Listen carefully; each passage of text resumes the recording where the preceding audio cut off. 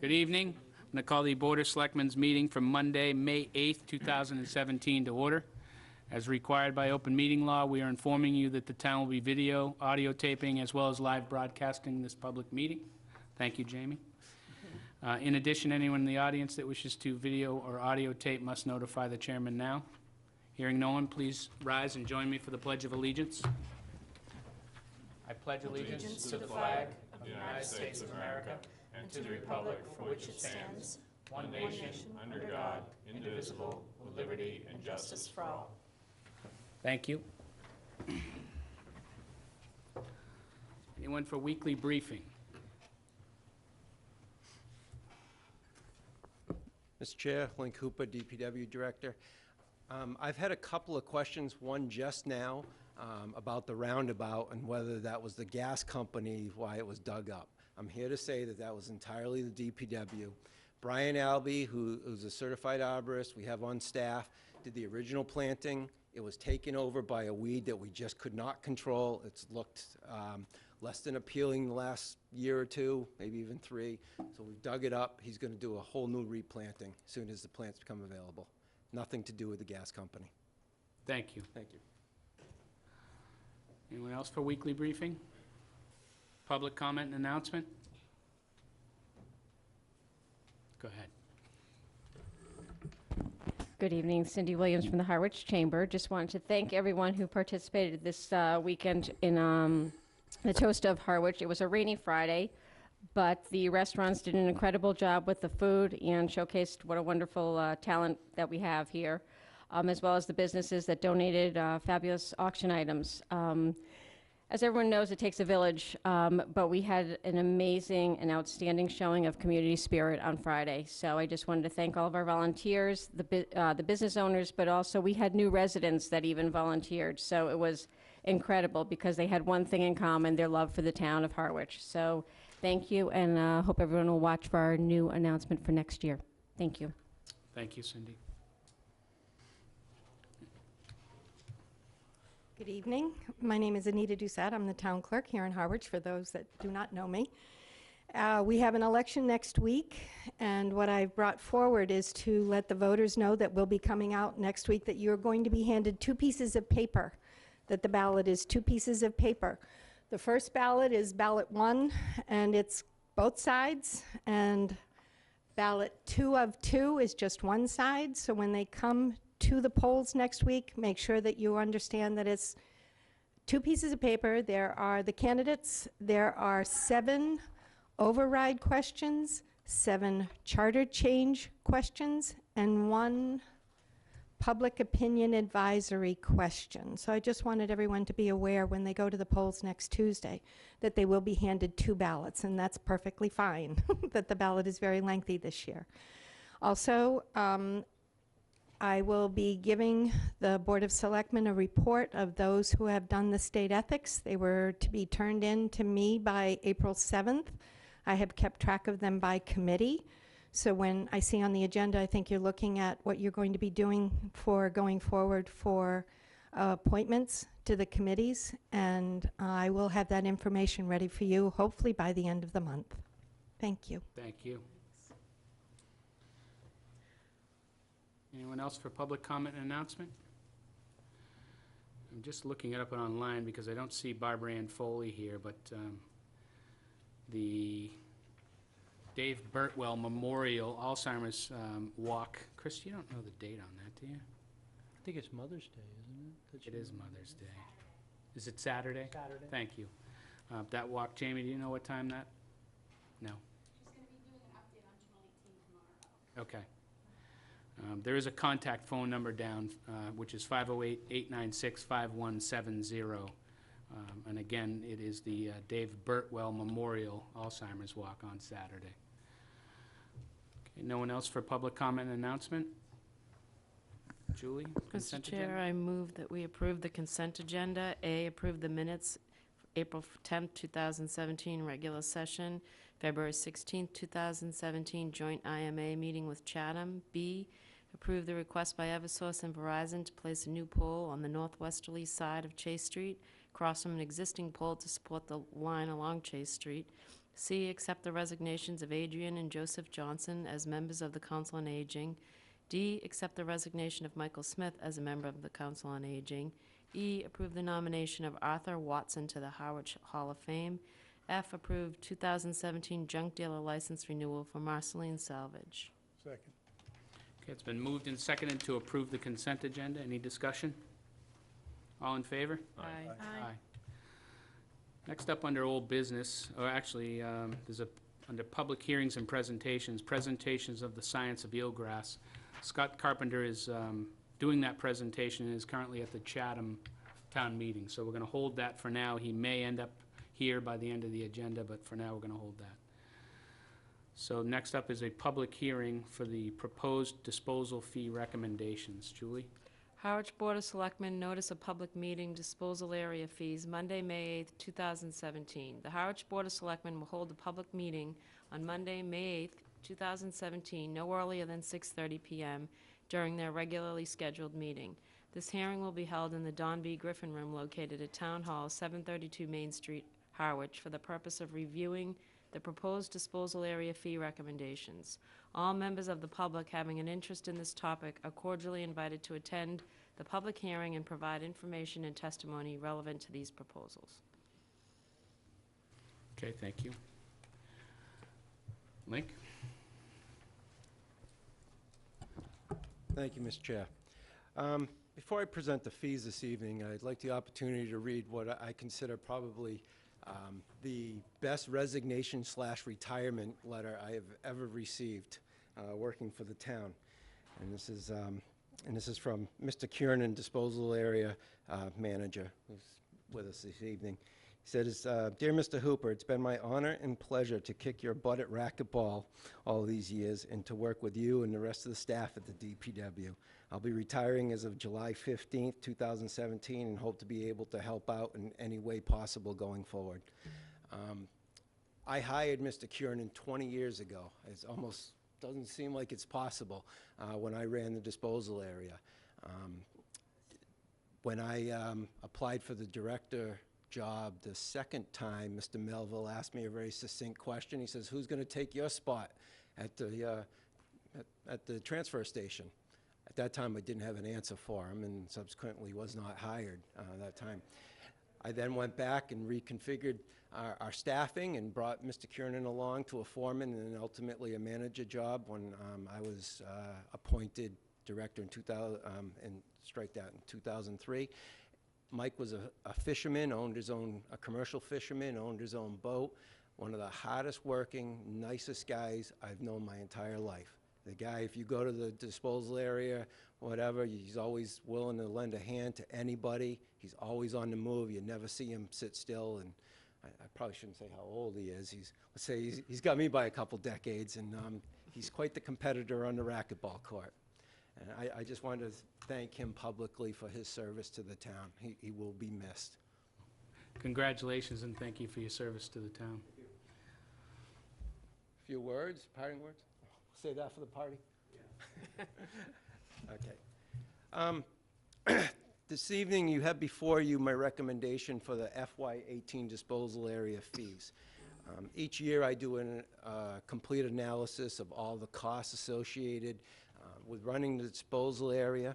I break those costs into what I call commercial, which is anything a fee is paid for, and then residential, used to be the sticker, I should probably remove that, call it a residential pass, a permit, that are paid for by your $160 per year. Those costs are broken down on a MSW basis of 55% residential, 45% commercial, because there's lots of items in that spreadsheet that don't fit into, cover both commercial and residential services.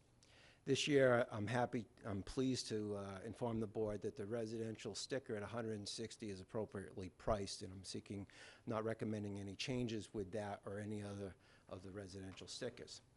This year, however, I am recommending your consideration in increasing C&D rates by $10 from $130 to $140, and by increasing commercial MSW tip rate by $5 from $85 to $90. Both of those recommendations are based on nothing more than market conditions. As you know, the last few years, I've come up short in our solid waste budget each year that we've had to go back to town meeting and ask consideration in assisting with that. That is solely due to volume miscalculations. I could not believe how busy we have been. These guys provide a great service. Most other communities have chose not to deal with commercial quantities of either MSW or C&D. We embraced it, and I think we've got a good model going. However, we are directly more busy than I thought because I come before you making a recommendation in April and May. Well, Yarmouth has the autonomy to move their pricing, as does private contractors. And the only other MSW tip place is the town of Yarmouth Rail, which is actually operated privately by Cabanta or CMAS. Rather than just go into this as a vacuum, I contacted many of our more steady customers, our larger haulers, sought their input, got their advice, talked to them about what were the demarcation line of where they would consider changing their behavior and going somewhere else. What you see before you, the $10 on the C&D and the $5 on the MSW, represent what they all told me, and I talked to probably 5 or 6 of them, said wouldn't make a difference in their behavior. I believe the market would bear more. We have been extremely busy. I think we could possibly go up more, but this recommendation here is basically to level the playing field so that we are charging the same as our competitors in the various products. And I'd be happy to answer any questions or go through any of the spreadsheets that you have before you. Thank you. Any questions from anyone in the audience on disposal fees? Chris, anything to add? No, I think, Link's done a good job of due diligence, and, he and I have had several conversations. Obviously, I wish we could get the tonnage more accurate, so that way we don't run short. It's 2 years in a row that we've run short.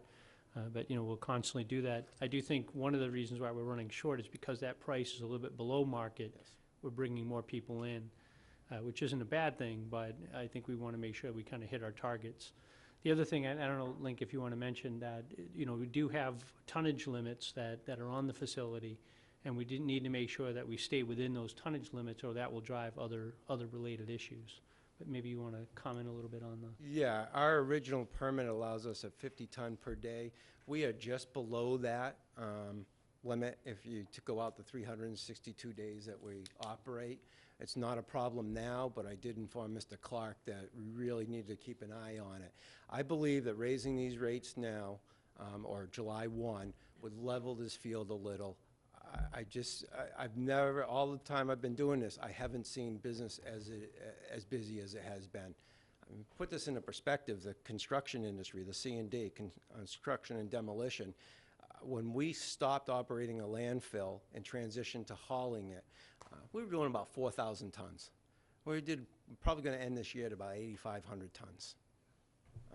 And that represents 17 years, but it also represents the difficulty in disposing of this material. And, Mike runs a good operation. The contractors love us because they come in, they can just dump their material and leave. There's no wait, there's no fuss, nobody's yelling at you. In fact, quite the opposite, they're always there to help. And the commercial MSW is much the same animal. We've been I hate to turn business away because we have fairly good margins on that. But we are at a point where if it raises much more, we would have to either look at our permit and reopen that, which we probably don't want to do, or start turning away business. We are about as busy as we can let it get. Thank you, Link. Peter, any questions? No, Link and his team provide an essential service, and, it's been cost-effective for everybody, I think, in the past. And I think there's a bit of an adjustment to get to, what the competition is sort of doing is a smart thing to do. So. Janelle? No. Julie? No, I agree that it's important that we raise it so that we're competitive and in covering any kind of shortfall we might have. So I think it's a good thing. I agree. I think we need to cover the shortfall. But I'd like to just make a general comment. The format that Link has presented to present his fee is what we should have for everybody who presents a fee. It's total costs, how he got to the cost, and how much he's going to cover of them, which is basically what you're supposed to be doing. Great. Thank you. Need a motion to close the public hearing? Mr. Chair, I move that we close the public hearing in regard to proposed disposal fee recommendations. Second. All in favor? Aye. Aye. Need a motion on this? Mr. Chairman, based on the recommendation of the Director of the DPW, I move that we authorize the increase in C&W tip rate by $10 to $140 per ton and increase municipal solid waste tip rate by $5 to $90 per ton effective July 1st, 2017. Second. It's been moved and seconded. Any discussion? All in favor? Aye. Aye. Thank you, Link. Thank you, Mr. Chair. I have two related items, if I may.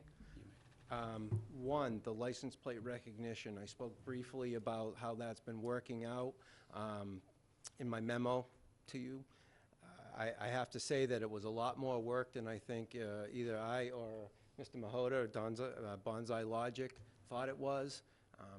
In order to make the thing nearly bulletproof, we actually installed a traffic loop in the pavement, same type of loops that initiate traffic signals. Just to make the weak spot in the system was the motion detection in the cameras themselves. Once we got by that hurdle, I talked to Cody today, I talked to Aaron last week, the two scale house attendants. They say the thing's almost never missing. I hate to speak in an absolute any longer. Danya's here to help answer any questions you may have. I have to say, I'm very impressed. It really has allowed that attendant to, I won't say ignore, but really not have to pay a lot of attention to the residential stream because the computer beeps if you're not in the system. It lets them know that you're not in the system. And now that we got the read rates, I was going to say in the high 90s, and Mr. Mahota corrected me and said extremely high 90% read rates. We're on the verge of probably 98, 99% read rates, which is exponentially better than a scale house attendant could try to monitor the scale, be putting in, weighing people in and out, doing paperwork, and oh, wow, pay attention to 2,000 customers coming in on a Saturday. It has exceeded my expectations, but know that it was a lot more work than I had anticipated, and I'm sure more work than Danya had anticipated. Thank you, Link. Questions or comments, Angelo? No. Julie? No. Peter? Works well. Thank you. Lastly, we signed a long-term contract that began in January 1st, 2015 with ABC Disposal. As many of you know, the facility that he anticipated being constructed was not constructed, and last fall ABC ended up in Chapter 11. I am pleased to inform the board that as of May 11th, he is officially out of Chapter 11, and he's working with Mass Development and working on new bonds to construct the facility. I'm driving down 495, I see that the building has a new skin on it. I see other activity there. I am hopeful that someday we'll stop going to the landfill, and the Middleborough landfill, where we've been directed to go, and he was allowed to do that under contract, but has maintained the rate. I will say last fall, I met with Mr. Clark, and we were given the Chapter 11 filing and talking to Mr. Camara. I said, I feel like we have all our eggs in one basket, so we reached out to two other companies that we're doing business with, just in case Armageddon ever hit. We don't have that much leeway with the business that comes in. Those trucks are rolling every single day. I mean, they are going out. It's an average day, Mike. 4 loads? This time of year, 5 loads. So go up to 6 or 7 times a day that they're going out June, July, and August. And we didn't want to, and I think that the model we have has been working well, and I'm excited for Mr. Camara to hopefully get his business on track and make the little briquettes that he told us we were going to make. Great. Thanks for the update. All right, thank you. Next up is to approve the new application for weekday entertainment by the Port Restaurant. want us to sit up here? Good evening. Anywhere you want. If you're more comfortable sitting, you can sit. Sure. Good evening. Good evening, Mr. Chairman, members of the board. I'm Matt Kelly. I'm an attorney in Harwich. Judd Brackett, one of the owners of the Port Restaurant. The Port made application, as I think the board is aware, back in March for an entertainment license.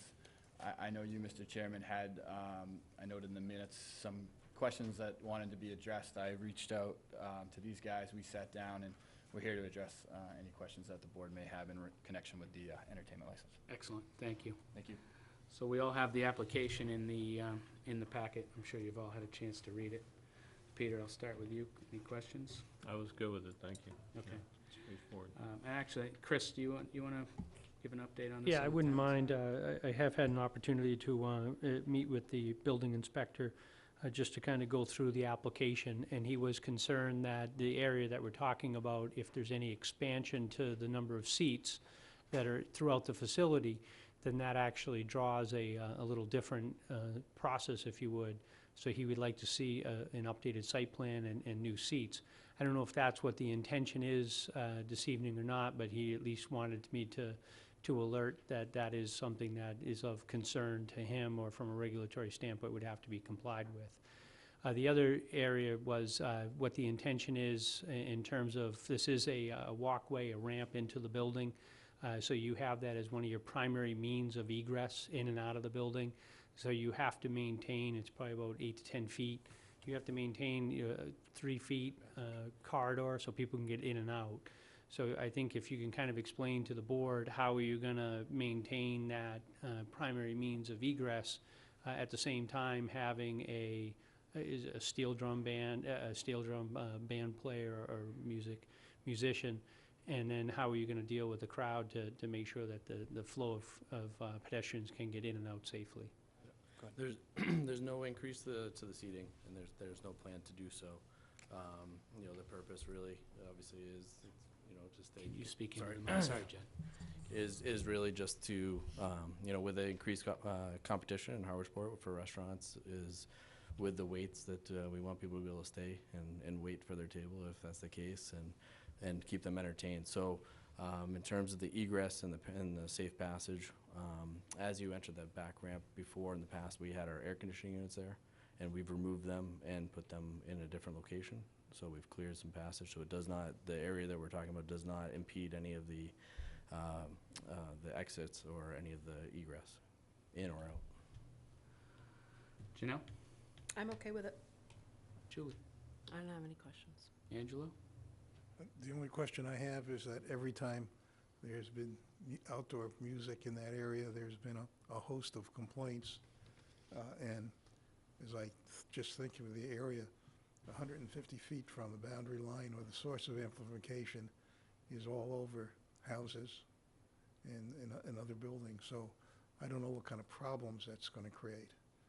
Certainly, there's not a problem with having entertainment, but And, you know, I've spoken, you know, we've gone over the, you know, obviously there's a lot of attention paid to this issue in Harwichport back in December, and Judd and Griff are well aware, you know, of what the board has weighed in on. And I think the tenor of this kind of entertainment isn't going to be, you know, some big, powerful band. This is more for the wait, as Judd alluded to, you know, keep everybody entertained, enjoy a little music. We don't expect loud, powerful bands out there. So, you know, mindful of the bylaw, and obviously noise has been a problem in the past, I think you can be certain that they're going to do everything they can to keep it under control. It's in everybody's best interest. Peter? Could I just ask, since it was brought up in this picture, how wide this, I just call it the boardwalk is roughly? I would have to, Like 8 feet or something? 10 yeah. feet. 10 feet? and I maybe think we got that from the building commissioner, didn't we, Chris? Yeah, I asked him today, as a matter of fact. He said somewhere between 8 to 10 feet wide. Yeah, I would guess 10. Okay, and it looks like there's 2 ways to get off of there. The very end and then about halfway down. And when the band is playing, would anybody be on the other side of this sort of railing or fence? Or would they all be contained within that area? I guess they on that back ramp there on the Okay. deck. That's the 8 to 10 And where do feet. you see the band hanging out or playing? In the back corner there, you can see there's The right, There's a little alcove that kind of tucks in there. Yeah, but look at the other picture, it shows that, I think. right there, yeah. Like here? In this picture, yeah. Yes. And that's Yeah. tucked Yes. off of the walkway. Yeah, okay, thanks. Thank You know, I think you are right, though, you know, competition in Harwichport seems to be entertainment, and, you know, I And get we, it. and we've had a entertainment license in the past. It's really not, you know, the board is not gonna be the calling. It's not gonna be something that we rely on to, as our, you know, as our source of revenue or business. It's just something to stay relevant, and honestly, we've had it in the past and used it very sparingly. Attorney Kelly and I, when we spoke, you mentioned steel drum. I noticed the box is checked here for use of amplification system. Do you have a sense of how, I mean, minimal, I mean, me personally, I envision acoustic, very minimal. I agree, this isn't gonna be amplified or a rock band or anything of that nature. you know, just to Angelo's point? Yeah, no, I mean, The neighbors behind you, between Perks and you now, there's gonna be more phone calls, we imagine, so. And, you know, like Matt alluded to, like, we're here to do whatever is in the best interest of everyone, so. Great, thank you. And Mr. Chairman, if I could, just to be consistent, Chris, I'm sure we made sure the times are requested are consistent with all the other times we've been dealing with down there. You know, the outside, 5 to 10 PM. Yes. Yes. Any more questions from the board? Can I get a motion on this? Mr. Chair, I move that we approve the new application for weekday entertainment by the Port Restaurant to abide by the bylaws and the times that we previously noted. Second. Been moved and seconded. Any discussion? All in favor? Aye. Aye. Thank you. Thank you, Mr. Chairman, thank you. Good luck. Next up under old business is response to the RFI for the West Harwich School. Chris? Thank you, Mr. Chairman. In regards to this, the board, and I think we have Ally with us, so I'll do kind of a quick overview and then turn it over to her. The board had requested that a RFI go out, and Ally went and did that work, and I'll let her kind of report on the results. So about a few months ago, the board had requested that I prepare an RFI to relocate or repurpose the West Harwich Schoolhouse. So I did that, and the responses were due by April 10th. I did receive a few inquiries regarding this. However, we did receive one response, but it was more of an informative response, not a proposal, and I think it's included in your packet. So it's up to the board, I guess, which direction you want me to go now. Thank you, Ally. Peter? Well, there was a petition article at town meeting about, paraphrase it, not moving it, not tearing it down, whatever. And so I sort of conclude from that our job is to be the stewards or, you know, caretakers of that building, if you will. And I know we haven't done anything with it. It's been sitting there boarded up. Also know that there was discussion in another petition article submitted for town meeting about directing this board to put the windows in, if you will. And so what we have right now, we have a building that's still sitting there and is boarded up, and it's not going to get any better unless I think this board decides to do something. And I scratched my head about it, and I sort of said to myself, you know, there are some ways to sort of move the ball down the court, if you will, or kick the can down the road a little bit. And let me just throw this out to you. You know, one, there is the issue with the beam, if you will, that I believe the town engineers looked at before and came to the conclusion it's not a big deal, that it can be, you know, fixed relatively easily, if I remember correctly from one of the previous reports. So maybe the maintenance group can do that.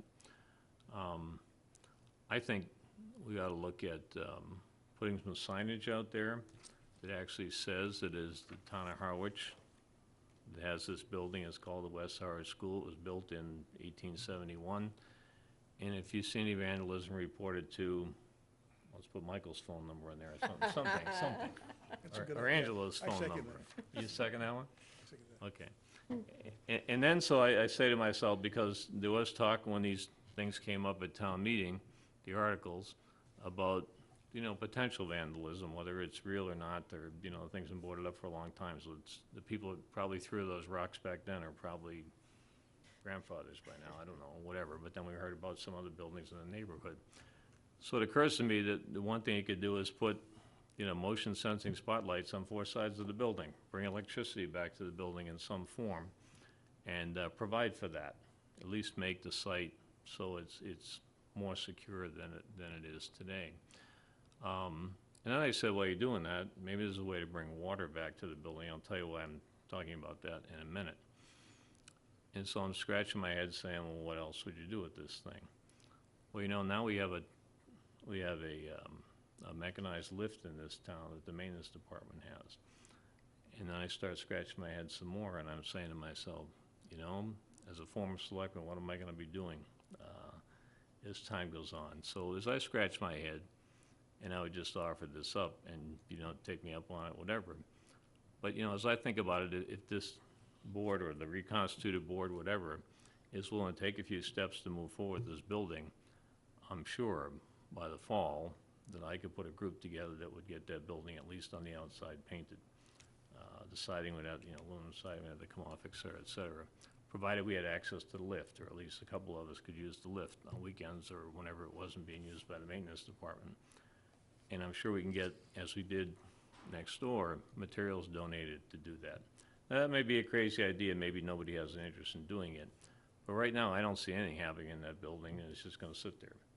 And by the way, once we started on the outside like that, and knew we were gonna make some progress, maybe, just maybe, town engineer would take a look at it, figure out what these windows are really all about. Because if you got to that point, and you really wanted to tighten up the outside of the building, the money is still there. Town meeting didn't force you to go spend that money, but in my opinion, the board still has the discretion to say, okay, we want to do it or not. So I just leave it at that. Thank you, Peter. Janelle? So the day after town meeting, I had a very lengthy discussion with a private citizen who his children have attended or do attend the Partnership School, which is in Orleans. It is a private preschool as well as limited kindergarten through 4th grade, like maybe 1 or 2 children per grade for children who maybe won't do well in a big classroom setting. So the Partnership School had put in for an RFI when the Middle School Repurpose Committee, the second one was intact. And they currently are in the Underground Mall in Orleans where the charter school used to be. And they're looking at other spaces. So this citizen had called me actually asking about the middle school again. And it didn't seem to me that that would be a real viable alternative in that we have elected to really start to create a cultural center. But I asked him what he thought about the West Harwich School. So in the meantime, he has been given the RFI, which expired, but I'm thinking maybe we put it back out there because maybe not everybody knew that we had put that out in January or February, whenever we did, and it has to be a new one because obviously we're not going to demolish it or move it, but we're going to try to use it again. So, like Peter, I would like to see the building used rather than be boarded up, and maybe we need to just kind of put the word out there again. Thank you. Julie? Obviously, I agree that we should be using it and try to get some sort of life into it. But my first question, just going back and reading through all this stuff again, is, the coastal engineering study was done back in 2007, and I'm just wondering if we should be looking at that again and having them, sort of update it and see what we're talking about now and make sure that we're not looking at any larger issues before we put any kind of money or painting or anything, because I think we should know exactly what kind of monies we might be dealing with. If there's anything that's changed structurally, that'd be my first recommendation, to get an updated report from them. Mm-hmm. Thank you, Julie. Angelo? I'm not exactly sure what I'd recommend to do with the building, but I do know one thing. It's time. It's time to do something. Either say, gee, it's just an old building that's not very historic. We can use the ground for something else. Or it is historic and we want to redo it and get it back to its original kind of condition. Or we'll let anybody who wants to do anything that seems to make sense into it. But I think we need to put a target date, whether it's September or October or something, and that's it. This has been going on for a very, very long time. And this is the same conversation that happens after every time nothing comes back. So I think the least we can do is decide it's either fixed by, not the building fixed, but the decision is made by September, October, or January, or that's it. Thank you. So my intent will be to put this back on so that we can discuss a new RFI for the building. I did take a ride out there and look at the adjacent buildings that were misrepresented as not damaged. There's broken windows in both of those buildings. The door's half ripped off. There's a lot more damage out there. So I'm completely against spending any money on this building until we decide what we're going to do with it. And to Julie's point, I think we will need to get another look at that building at some point, but we'll discuss that in the near future. Thank you. Mr. Chairman, if I could, you and I had a conversation about a couple of these orphan buildings, and, one of the things I'm very proud of is that we were able to come up with a plan and do something on the former fire station, the harbor master, and get successful action at town meeting. And one of the things, I was rereading the elements of the report, and that the coastal folks did, and, they had in there that report was specifically done for a housing project. And, I think one of the things that, maybe we'll do from an internal staff review, I'd like to try to generate and find out, I think, to Angela's point, what is the highest and best use on that site for different elements? Because one of the things, and I know I've said this before, I think that site lends itself very well to be a site where we could do recharge and potentially a pump station. I think that has to be part of the equation. I think that, if we are going to have it as a schoolhouse, then we need to make sure that we address any issues related to that. So if we're going to have a scope of work done on doing an evaluation, we need to have some kind of sense for what we should look at. And I think from a staff perspective, we have two planners in the organization, that we should be able to kind of look at it and see, from a planning perspective, does it meet the requirements of a school? Are there issues that we're going to confront, and then come back with a couple suggestions for the board? To try to have a more refined shotgun approach than the shotgun approach we've been taking. So, and certainly if that's, the end of the summer, and we could probably do that before, hopefully by the middle of summer, get something back to the board with some suggestions of possible potential uses, and then solicit information from the neighborhood too, in terms of, if there are other proposals out there. Sounds great. Michael, can I just make another comment? I'd also ask that you keep in mind what the costs of getting the building to a condition where somebody would be able to use it would be, because after going through town meeting, money's going to be kind of scarce. And so if there's a real need for the place, and we can afford to do it, and people want to pay to get the building fixed, et cetera, that's fine. Otherwise, it's an awful strain on people unless it's really needed. Yeah. Thank you, Angela. Anyone audience care to comment on this? Okay, moving on. New business, so committee topics. So the first one we're going to take on is the annual reappointments process and possible policy. Board goals and objectives were to start reviewing committees, and it keeps the number 55 committees keep being thrown out there. 55 committees is an awful lot of work for the Board of Selectmen. It's also an awful lot of people that we need to get to volunteer for committees. So we're often begging people to volunteer for committees. We are, in one email back today on, Janelle had done some homework on committees. In one email back, it was mentioned that they don't take minutes and they don't post minutes. So there's a whole bunch of regulatory stuff that this board has to pay attention to, but there's an awful lot of work. This isn't, I'm just going to comment real quick because I was forwarded some emails. This isn't really a witch hunt to get rid of committees. This is an open conversation.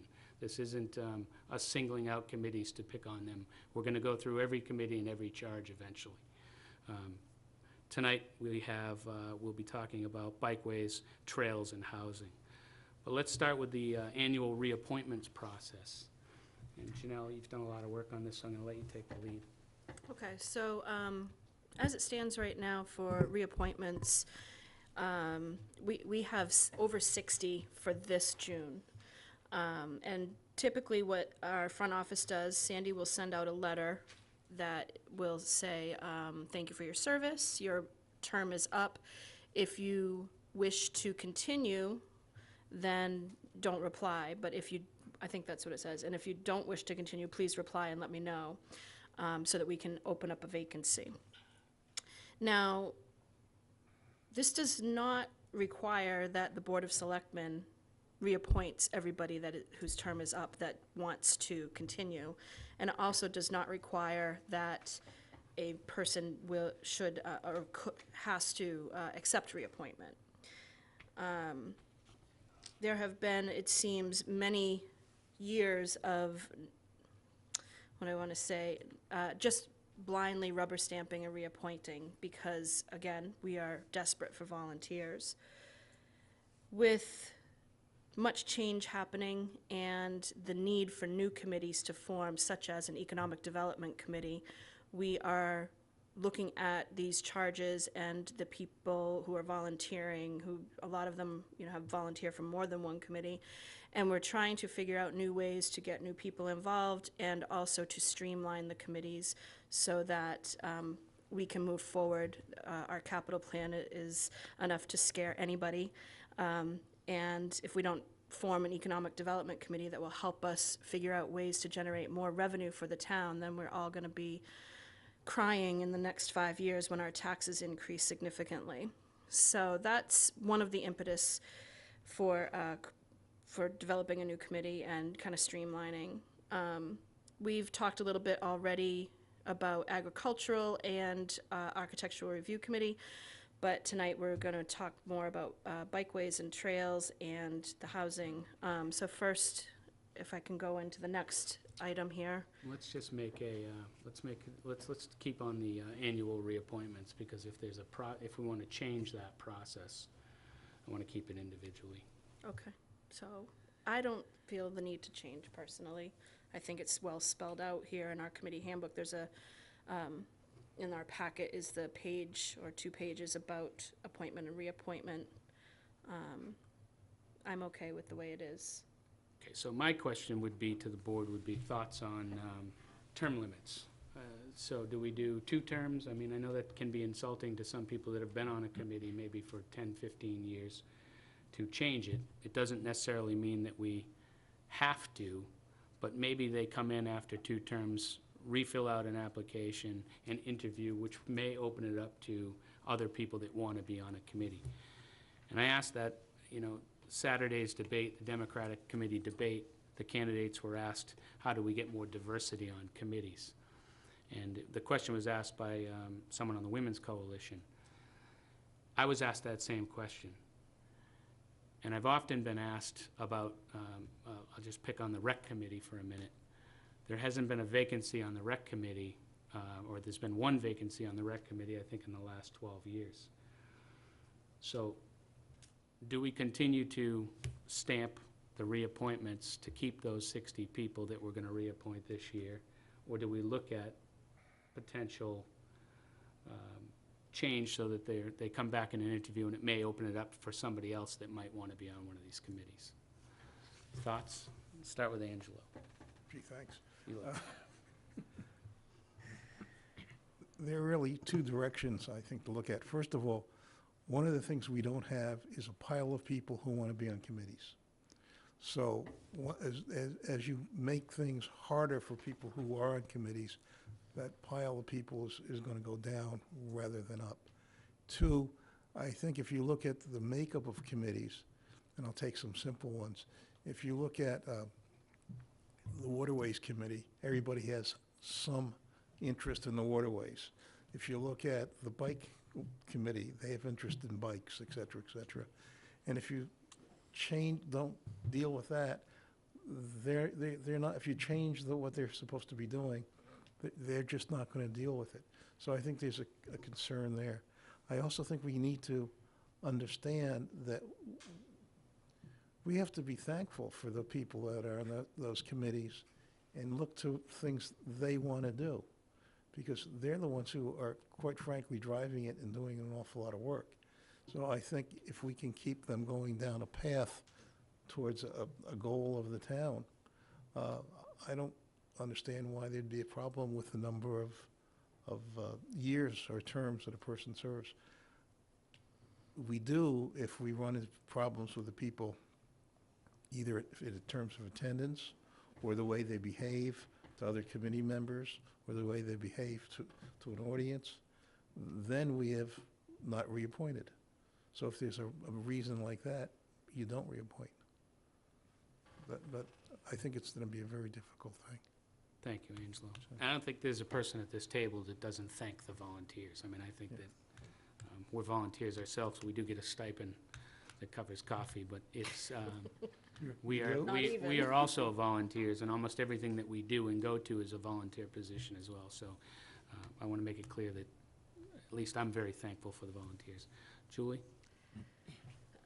I think it's a tough subject, because I can see both sides. I can see the idea that, you know, there's certain things that other people would like to be involved in, and if you've got long-term members, you don't get that diversity, you don't get those opportunities for other people. But again, back to the point of the fact that we're lacking volunteers all around, puts us in a precarious position to say, now we're going to limit how long you can be involved.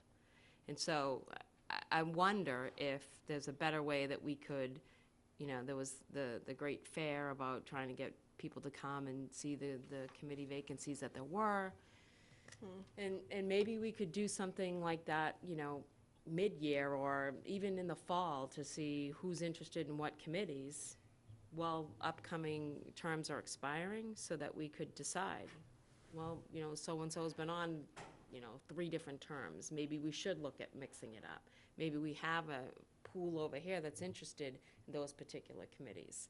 I know it's probably a little bit more legwork initially, because it's having some more gatherings and some more, you know, opportunities for people to see what committees we have and what, you know, what terms are going to expire. Maybe if they knew that they could have an opportunity on something that interests them, they would volunteer more. You know, I don't know. It's difficult. I mean, we're lacking in volunteers, and I don't know if it's because they don't get on the committees that they're interested in, or if it's just that people don't want to volunteer. So I think maybe an opportunity that we do have a couple more pools of these kind of get-togethers, and people can give us what they're interested in, so that we can earmark and see where we have vacancies coming up. Maybe that would be helpful. So just on the fair, that fair netted out 1 volunteer. And there was countless hours put into that by the voter information folks. They put in countless hours on that. They invited all of the chairmen to our 60 committees or 55 committees, and about 15 responded and showed up. And it wasn't from lack of advertising, it wasn't from lack of media, it wasn't from lack of anything. But we got 1 volunteer out of that. Do you remember how many people showed up? There were- 20-ish. Yeah, Janelle attended. I was there. I did too. You did, I have oh, one yeah. more thing to- Peter? I think you have to separate, you know, there are some committees to be a member of, you gotta have certain skills. Right. You know, and I think, you know, regulatory things and that type of thing, and to me, that's a little different, and I'm not picking on the golf committee, but it's a little different than golf or rec and youth or whatever, where you've got a passion for that particular thing. So where you need either training or education or what have you, those may be a little bit different as far as just saying there are term limits, because sometimes it's hard to get people to do that. I look at these things and say, oftentimes I would like it if the chair got rotated more often than sometimes happens, because I think in some cases you got a chair that might be there 5, 6, 7 years, and I just think it might be a little refreshing to, maybe not every year, but maybe every other year, have to rotate the chair, just to get other members to step up and not always have the same person driving the bus, if you will. I also think that we should get back to, you know, I think any board member sitting up here, when they look at this list, if for some reason isn't comfortable with somebody or whatever, or, you know, thinks someone, I'll just say, you know, hasn't been doing the kind of job they think they should be doing, or maybe someone's, I'm making this up, but stood up and insulted somebody or something, you know, and wasn't behaving properly. I think it's the right of any member of this board to say, hey, I have a question about that individual, and maybe we should have the interview committee pay more attention when we get into the interview process and try and do that. But I have no problem in thinking about, for, I'll just call it general boards and committees, of saying, if you serve 2 terms, and if there's someone else who wants to get into that board or committee, then I think, you know, you should step aside. Let somebody else have the fun, if you will.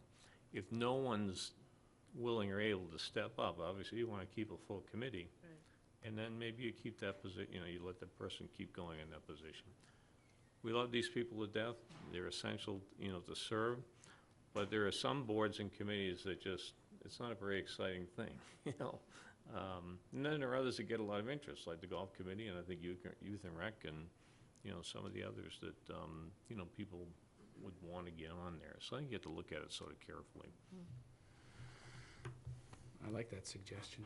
Go ahead, you know. So I was on the interview subcommittee this year, and I noticed that people are applying for the same committees over and over and over again, and there are no vacancies. And then we try to convince them, we'll try this one, you know, and they might try it, and then all of a sudden, 2 months later, we get a resignation. They didn't like it. So with that, I also would support the 2-term limit. I think, again, the diversity and the turnover and just change. It's always good to have a fresh set of eyes looking at things. And then, you know, maybe have somebody sit out for a year, then they can reapply, you know, if there's another vacancy. But I think maybe, yeah, and I've actually talked to other committee members who also believe the 2-term is a good amount of time. So Peter's not the only one that has said that to me. So I would support that. And then, and also, you know, if there hasn't been any interest even after the 2 years and we're desperate, still re-interviewing the person or the people anyway, and just getting a sense for where they are at, because that's 6 years. You know, things could have changed in the public eye, things could have changed in their personal life. So it's kind of a good place to start. Mr. Waystack. Mr. Chairman, thank you. Richard Waystack, Chair of the Board of Assessors. One of those old dogs who've been around for a while. I've served many terms as a member of the Board of Assessors. We are a regulatory board. We have to be certified. As you heard me at town meeting, all members of the board have to be certified in order to be able to sit on the board. But Janelle spoke about the process you're utilizing now, where a letter is sent out, and if you wish to serve, you do nothing. That's not proactive. One slight change in that process that would require someone who serves in a committee to state, I'm interested in serving, which would allow you to see if someone is taking action. We had an issue, I think it was 2 weeks ago at the meeting, the Agricultural Commission, that people weren't showing, and if, upon reappointment to those committees, if those people had to take affirmative action to state a letter back to the Board of Selectmen or to the Town Administrator's office saying, yes, I'm Richard Waystack, I'm interested in serving another term on the Board of Assessors, it requires action rather than no action. So if you do nothing, you get reappointed. The only time action or change occurs if someone sends a letter saying, I no longer want to serve. That one change could make a big difference. I understand term limits, you know, it affected me and as a member of the board, I would accept it appropriately. I think there are some boards, as Mr. Hughes said, that are very different than others. Our board, we have people we've dealt with abatements or senior tax credits for years and years and years. And we have files on these people, we know these people, we go through these things, we audit their applications. There is a level of expertise. We actually serve many, many times our meetings are greater than you serve here because it's required by law. So I think you cannot put all the committees into one group to say we need term limits for every committee in town. But that one change, when those letters go out for the appointments for the end of this year, if you require someone to take positive action to see if they wish to serve, you will then see the people who have returned their letters who are truly serious about serving this community. That might make a big change for you. Thank you, Richard. I like that. I concur with that also. So that letter hasn't gone out yet. It'd be the consensus of the board that we add that to the letter before we send it? Chris? Well, Mr. Chairman, just a couple of thoughts, if you don't mind. I did do something similar, and what I found in that, by having a proactive and making people fill it out, I actually got more of a backlash from people that were kind of perturbed that, oh, I've served so long. So I did, my last town, I had the appointment authority over all the boards and committees, so for 6 years, or 5.5 years, I kind of lived in your seats. One of the things that I recognize, though, and you guys really should look at as a significant accomplishment, I think this is the shortest the list has ever been. Yes. So I think by paying attention and doing the advertising, and I think that's what Peter kind of alluded to, advertising, the one thing I've saw is that when you have people that have an interest in a board, have them go and just sit in on those meetings, even if it's unofficially. Because a lot of times, when I talk to folks about, well, why are you on the board, they feel that sense of devotion where no one else is going to run, no one else is going to put in, so I have to stay. And I think if they knew that there were interested people and that transition could occur, and I think in the charter amendments, you have the availability of alternates has been put in. So I think kind of advertising and having people that have an interest, you know, to go and sit in and observe, because you don't want someone to be on a board that lasts 2 months. I think in a lot of ways that is counterproductive to what we're trying to accomplish. But I think if they go and sit in, I think too, from an administrative standpoint, I was kind of thinking about it, you know, we have the book that shows what each board and committee does. But I think that maybe we, you know, if there was an effort, and I certainly would volunteer, once a month I have a administrator's time with the cable folks, but maybe we go around and have the cable folks kind of interview the chair of different boards and committees to let people know what they really are entailed, and to enhance that education and let people know. And that way, if people is a, you know, if they're a bike enthusiast, that they know that we have a bike committee and what the bike committee does. But I think, you know, we rely too much upon, and I'm saying this, I mean, I've been in this business a long time, for people to go and read and look it up. And, you know, we're a visual society, and I think the more we can kind of get those video elements in and let people know, you know, talk to the chair and get that information. But I think the education piece, you guys should pat yourself on the back, because that is the lowest number that I think I've seen in all my time here. So I think by paying attention to it and advertising, you are making more inroads than you realize. Thank you, Chris. One more thing. Go ahead. So at the candidate forum the other day, Ray Gottwald, who is the president of the Democratic Town Committee, also had a suggestion about properly training the chairs of each committee on process, how to run the committee, taking attendance and taking minutes, et cetera. And I think that's a good idea. You know, if there's some way that we could offer the training, and you know, it's not going to be tomorrow or even this summer, but just going forward, maybe we will have some sort of, maybe even a handbook that we create over the next few years, so that these committees have a little bit more guidance on paper, and it actually will free up a little bit of time for all of us, because they will already know what their job really entails. Just to that point, you know, one of the things we had, Coleman and Page came out and did how to manage, you know, how to run a meeting, how to do minutes and things of that nature, and we televise those. So, you know, maybe one simple suggestion would be to add into these letters that go out, you know, if you need a reminder on ethics laws or these other things, that we do have some videos that are available on our, you know, the on-demand system that we have, and have people look at those, because a lot of the questions they're going to have will be answered in that format. Thank you, Chris. Rob? Thank you, Rob Mador.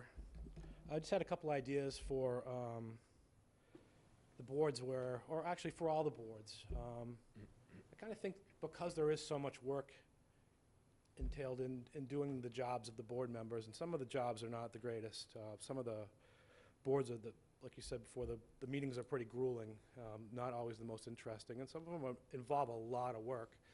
And to Mr. Waystack's point, some of them you have to have special credentials as well. Would you ever consider throwing the people on the organizations a bone, giving them a dump sticker, a beach pass, gym membership, some rounds to the golf course.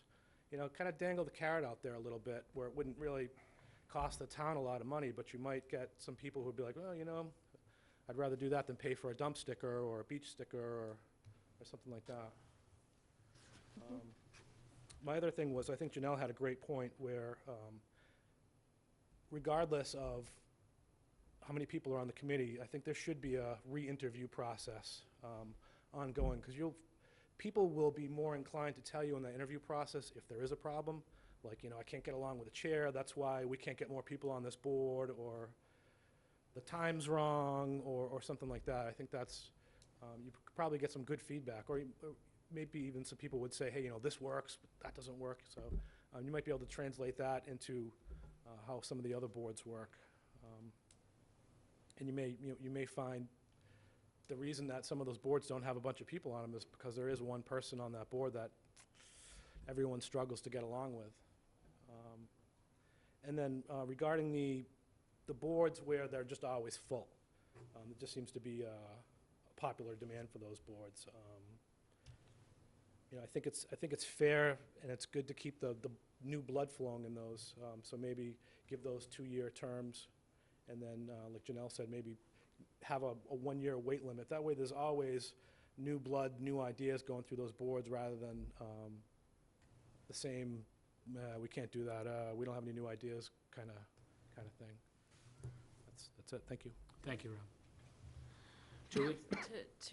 To Rob's point, I think we should look also at some of the times some of these committees do meet, because some of them, for instance, I have 1 or 2 that I'm liaison to that You can't go. I can't go. Yeah, So, I know. you know, I think that that's an issue, and we should really look at that. Okay. Peter? Just one other thought, and that's that I think a year or so ago, we issued that new committee handbook. I don't know if when we're interviewing people, we give them the actual copy of the handbook or direct them to it online or whatever.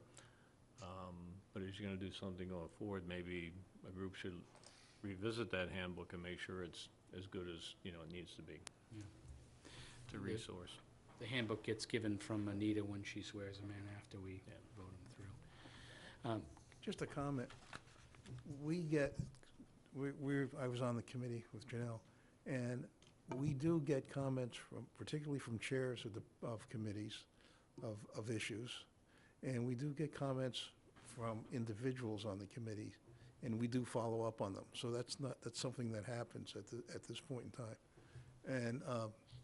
And if there are openings, quite often, there are questions to the committees on what are you looking for, what do you need, that kind of thing. So it's not just done in a vacuum.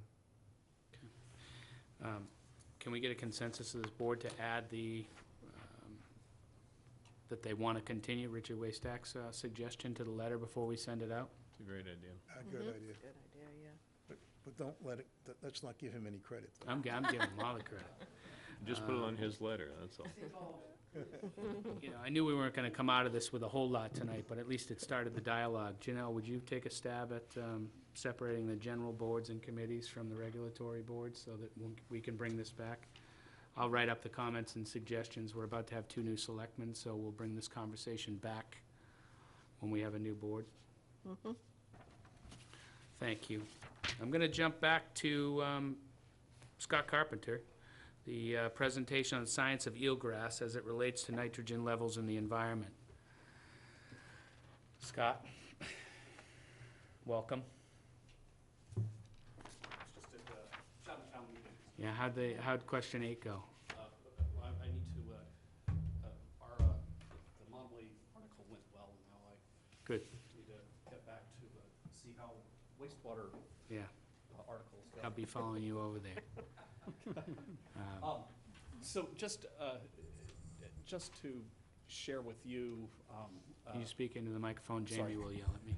Just to share with you, Thank you. my background and where I sort of came from. I went today, and this was like the most fun I've had in school administration for years now. And so I spoke before each of the Harwich Elementary School grade levels, so kindergarten through 4th grade, one group at a time, to share with them about eelgrass.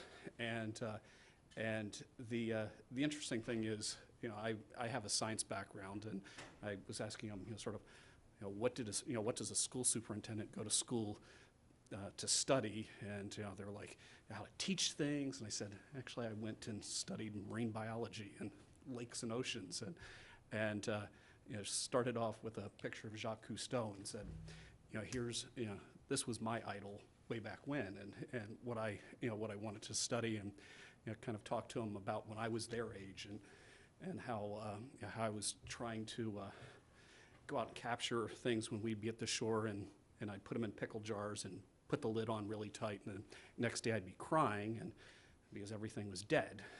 They didn't get enough oxygen, but it took a while for me to go and put it together. When things start dying, you need to take notice and figure out, what's causing things to die. So, it was a chance for me to kind of unite my science background and just enjoyment of kids with a little public service, because one of the things I think was really clear for the roughly 600 elementary children I spoke to today is they really have no idea what happens at their home when they go into that small little room with the toilet and they make a deposit and they flush, where it all goes.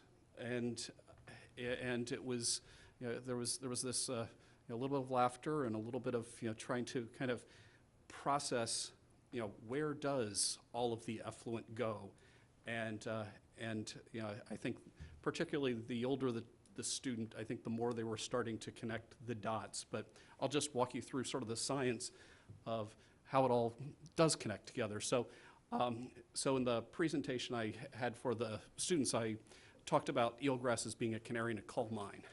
And if we could go to the, do I advance it, or how's it work? You just tell her.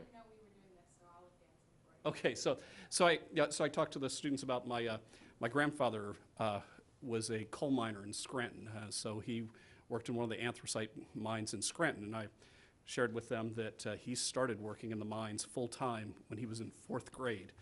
Some of those 4th graders I'm like, you could be in the mines right now, but shared with them that this whole concept of having canaries to go and tell if the environment that you're working in is fine, and if the canary drops over, it's time to take notice and run away. But when it comes to our environment that we're living in, we don't have the opportunity to run away and get to fresh air. We have to go and deal with the challenge.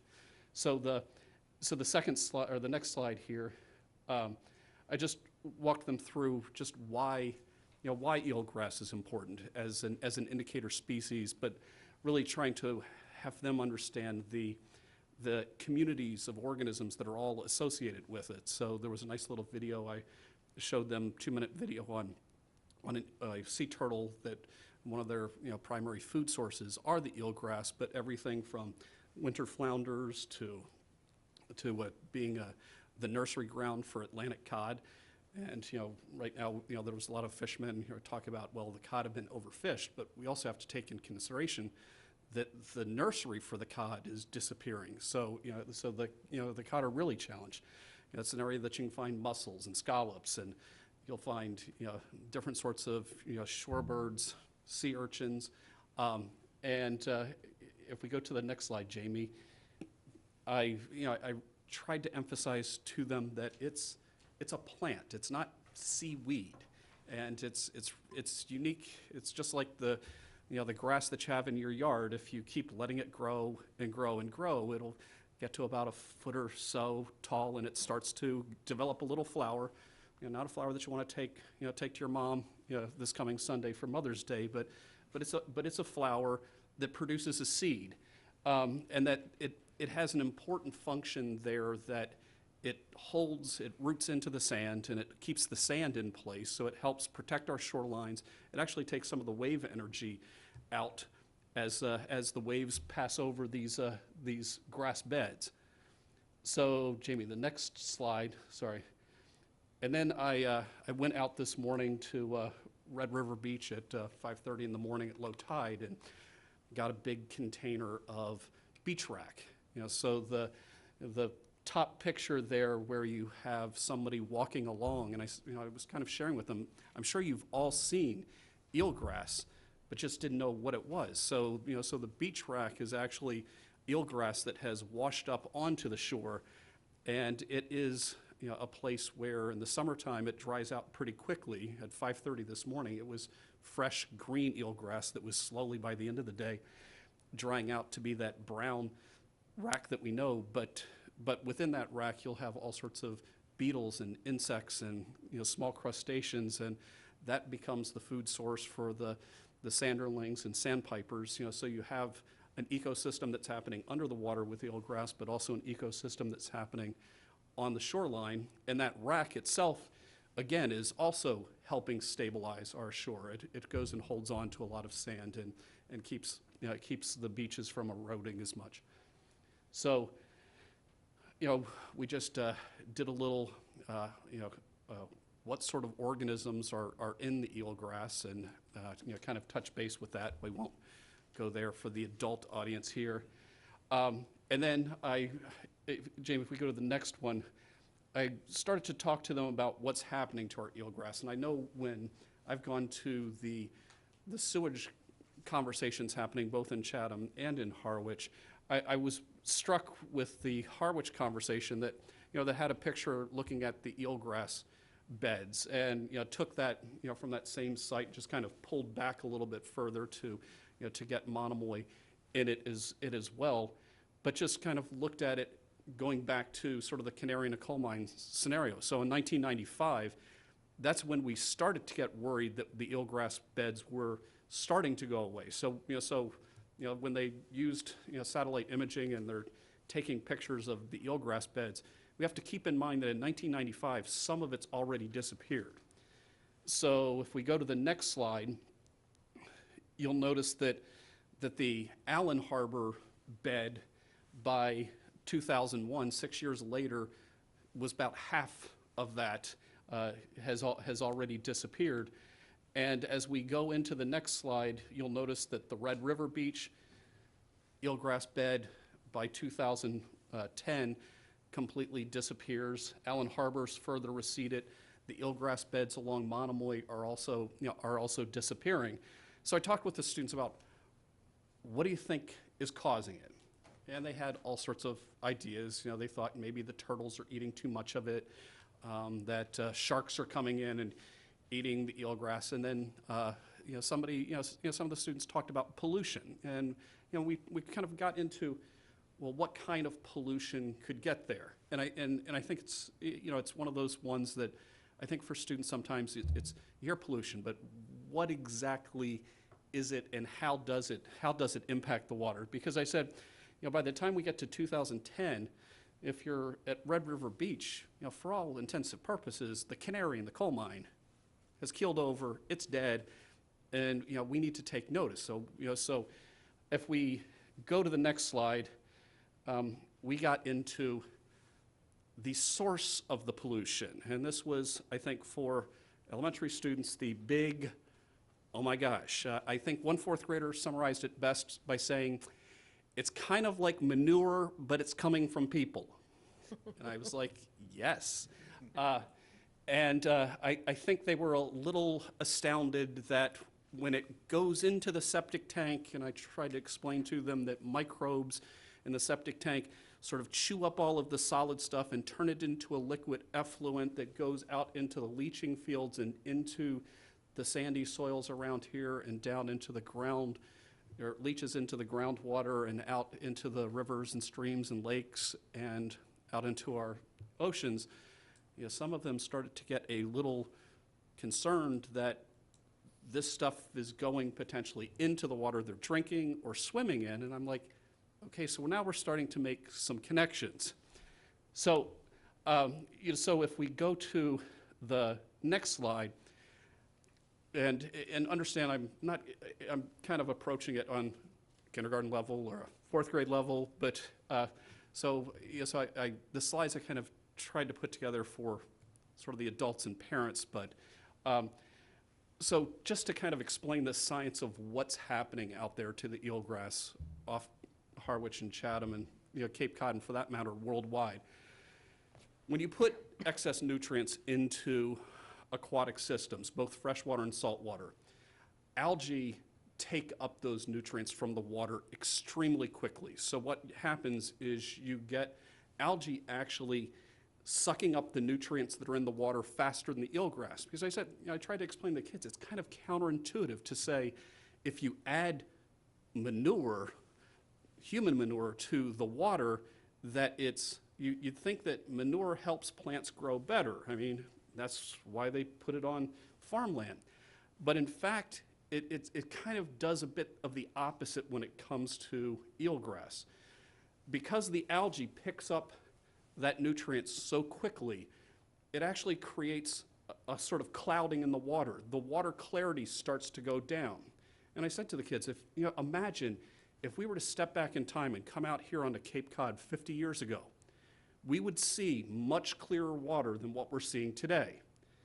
And because the water clarity out there for Cape Cod is becoming less clear, it's essentially shading the eelgrass. The eelgrass are getting less light, and they're not growing as robustly and as tall as they used to before all of those nutrients went out into the waterway. And I know that it's kind of big things for elementary kids to understand, but that's what's happening. And it's hard for us today to go and say, well, I mean, the water seems pretty clear. The tourists keep coming. But at some point, does the water get so cloudy that people are less likely to be here? And I said, there are things that we know do happen when the algae gets to a certain point. I mean, last year in Nantucket Sound, I know severalists like myself that go out and do shell fishing and go clamming. We couldn't go clam, and Wellfleet had an oyster festival without oysters because there was a shellfish ban because of nutrients going into the water, creating a toxic plankton bloom that created a situation that that we couldn't go and utilize that that great resource all around us. So so for saltwater systems, nitrogen's the challenge, and again, it's nitrogen coming off of the wastewater systems, our septic tanks. If we go to the next slide and look at what happens on freshwater systems, instead of nitrogen, it's phosphorus, but it has the similar effect. So one of the slides from the from the Harwich presentation looks at all the different lakes and ponds across Harwich and sort of rates them, which ones are most compromised by effluent that's coming in. And if you go onto the Hinkley Pond Association website, you have a picture from a couple of years ago when they had a big algae bloom that had pea green water. And I kind of told the kids, there were a few boys that did want to go swimming in green water, but but for the most part, that was not a crowd favorite to go swimming in green water. It creates a situation that that sometimes you find that you'll have beaches closed because of the waterway or freshwater beaches, but you'll also, it's just not as appetizing to go swimming in. It also creates a situation where it starts to block, that algae bloom's blocking the light in the ponds, and that the light doesn't get down into the lower layers, and those lower layers then become oxygen deprived, so you end up only having light in a very small layer of that of those freshwater lakes. So in the next slide, we tried to kind of put it all together and talk about that there are solutions out there for this. And one way is to look at instead of going from having thousands of individual septic systems that that we have to rely on people maintaining them appropriately and people installing them appropriately, that we look towards some sort of municipal solution where you have trained individuals managing sewage systems or sewer systems, and that that can be a solution to help the eelgrass. But try to also stress to the students that it's a solution that doesn't help just the eelgrass. I mean, tourists come here for our pristine waters, both the freshwater lakes that many of our homes are around, but also the the waters off off our shorelines. And we have fishery industries that are connected to that. And for those that are avid fishermen like myself, there's leisure that's associated with that. So so there's a lot of different tendrils that connect to this to this eelgrass challenge. And I shared with them in the in the next slide here just that there are three ways that we can still bring back the eelgrass. And the first of those is something that's called natural recolonization. So we know that there's some eelgrass still out there. If I can go at 5:30 this morning to the beach and find fresh eelgrass that's washed up, there's still some out there. But if we go and change the nutrient levels in the waterways, get the waters in both our freshwater systems but also our saltwater systems more clear, we're going to see some of that eelgrass rebound. I also shared with them that there's some people that are going so far as to harvest the seeds off of eelgrass. So they'll put on scuba gear and go collect the seeds, and there's a picture on the top of somebody that's going out and spreading eelgrass seeds where the eelgrass beds have disappeared, and others are going so far as to creating ways that they can transplant eelgrass and create patches that were in areas that have become deprived of it. So to wrap things up for the students, in the last slide here, I sent them on a challenge. I said, I'm the school superintendent. I'm supposed to give you homework. So I gave them a little eelgrass a challenge. So I told them that that I would go.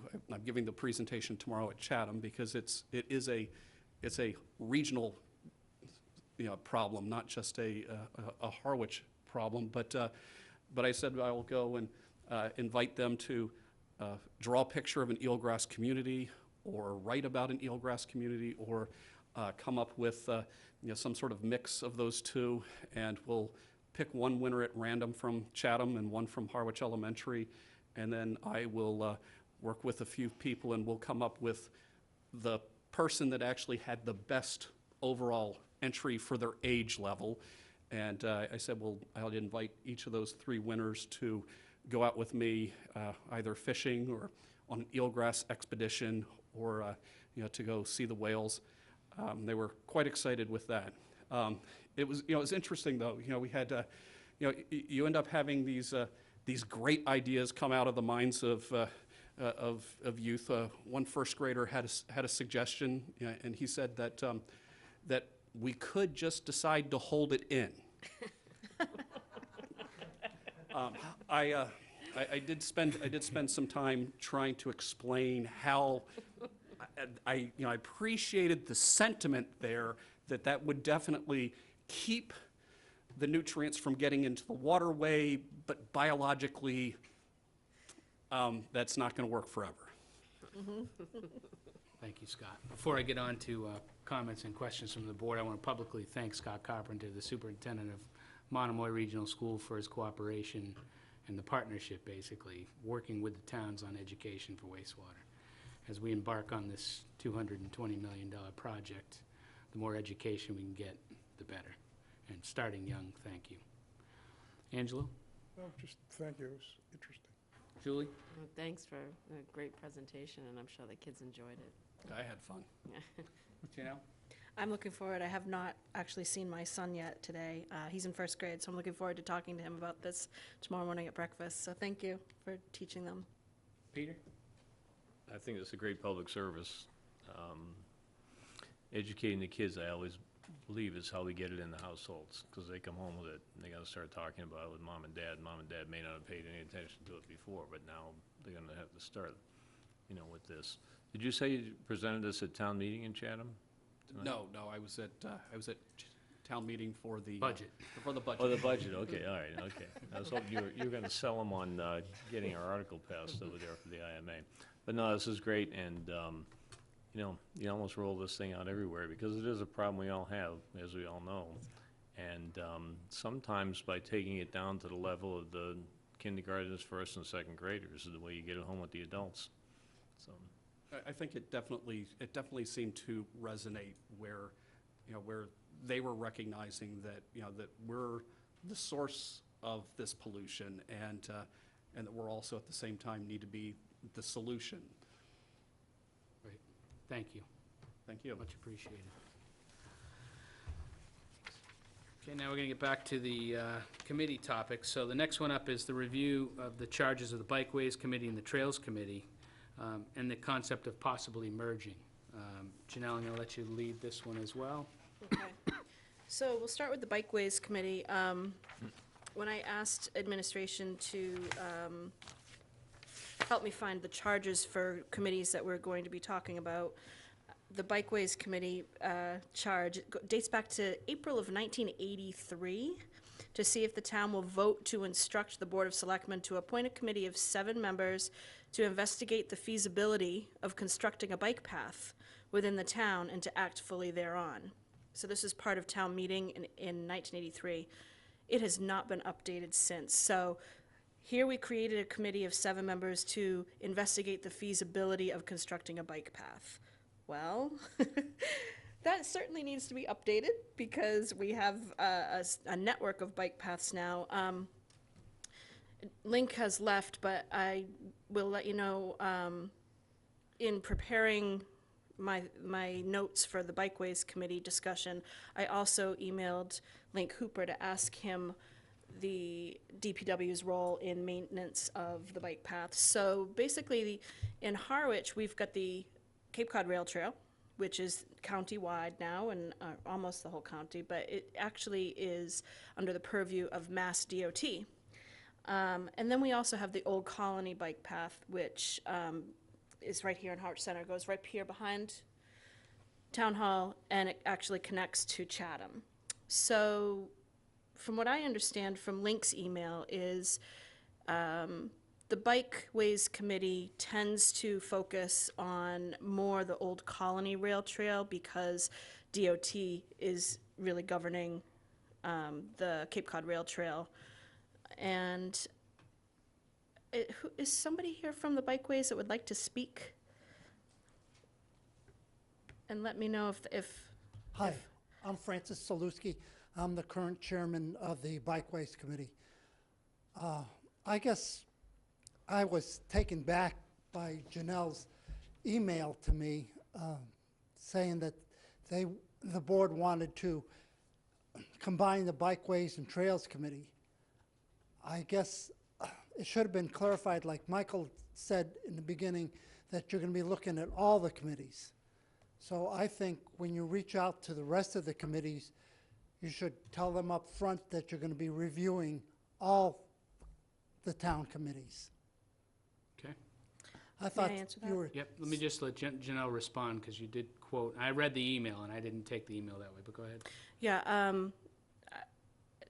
without reading the entire email, which was dated April 22nd, it did actually say that we are looking at all committees, and I also pointed out reasons why.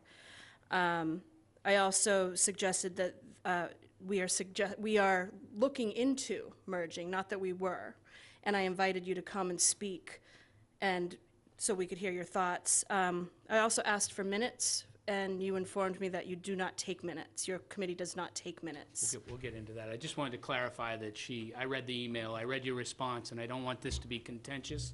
It is an exploration of the board, it's part of our goals and objectives, and we're not by any means trying to pick on different committees. So, Okay. thank you. Thoughts on? The bike committee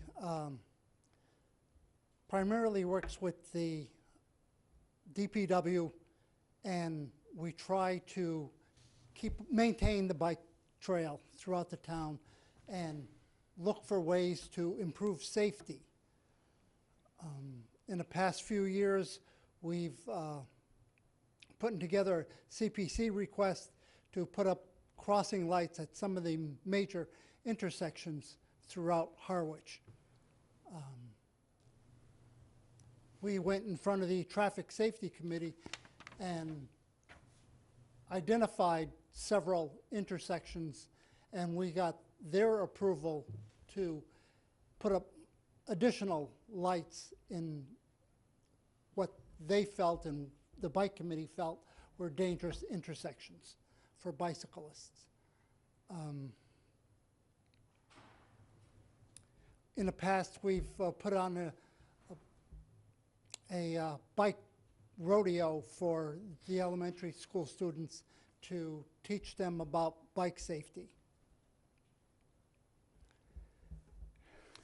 Fran, how many members do you currently have? We currently have 7. Okay. And I've been chairman for the last 4 years. When the prior chairman left Cape Cod, and it was a unanimous vote by the rest of the committee that I was elected. You got the lucky straw. Yeah. I was out of town and nobody else wanted to take the job. Yeah. Well, we have a new guy here too, so. Janelle, in your research today, did you, or this week, didn't you mention there was 9? No, that's the Trails Committee. That's the Trails Committee, okay. This is so- 7. And I don't have that list. Do we have full membership right now? on Yes, the this bike is the race? list right here. Okay, This is, and we're full. okay. And then we have representatives? No, No. not only in on this one. trails. Yep. Okay. This is Thank just you. 7 members. Janelle, do you want to continue? Yep, there's a little bit more. So we need to update this charge from 1983 that is exploring the possibility of creating a bike path. Do you agree on that one? Yes. Okay.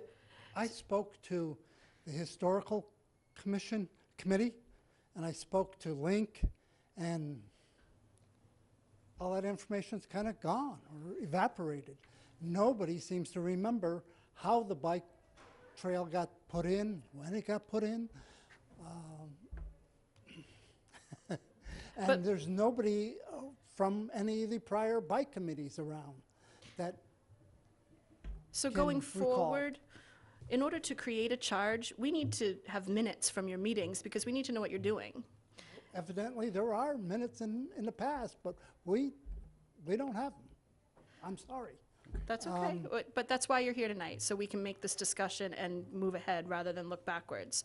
So there needs to be a concerted effort by the committee, as well as the Board of Selectmen, to create a new charge that involves actual maintenance and observation of the bike paths that already exist. But I guess, earlier I was kind of asking you, is it true, what I said earlier, that your committee mainly focuses on the Old Colony Rail Trail rather than the Cape Cod Rail Trail? Right. The Okay. Cape Cod Rail Trail is under the supervision of Nickerson State Park and not the Department of Transportation. Oh, Link told me Department of Transportation. Well, I was at the meeting, I think, I was at the Bikeways meeting a year ago when you announced that Nickerson had taken that over. yeah, we have a But I think member it's a mandate. from Nickerson State Park on our committee, and he is very familiar with the bike trails, the Cape Cod Rail Trail and the Old Colony Rail Trail, and he has acknowledged that it is his charge to maintain the Cape Cod Rail Trail from Dennis to Wellfleet. And we appreciate that. Yes, and he works very well with Link. If they spot a problem on each other's territory, so to speak, they'll communicate one way or the other, and they get the problem fixed. I also asked Link about the, I don't know what he called them. I call them dog poop bags, for lack of a better term. Yes. And apparently, what he told me is your committee doesn't have anything to do with that. That is actually a volunteer resident whose name is not listed on this membership, who she actually, the DPW will buy the bags, and she does volunteer to stock the bike path. So that's, you guys don't have anything to do with that? That's correct. Yes, I got a call one day last year informing me that they were out of bags. And I didn't even know that there was a person that restocked them. Yeah. I passed it on to Link, and Link said that he would take care of it. And then the other thing is the bike rodeo. I did get a call back in April from Harwich Police Officer Pete Patel informing me that it was the Harwich Police Association's decision to take over the bike rodeo with Chatham Police for the foreseeable future. So That kind of took me by surprise, because we had a visitor from the Mass Department of Transportation, a woman by the name of Emily Budsinkowitz, who is going around through all the towns on the Cape, promoting bike safety, safe bike routes to school, and trying to organize a bike rodeo in each of the school systems. And she is the one who told me that Harwich Elementary School was going to be doing their own this year. And Chatham was going to be doing their own this year. However, she made an agreement that the two schools would combine for a bike rodeo next year. So, but either way, it's not the purview of the Bikeways Committee. we weren't even, Right.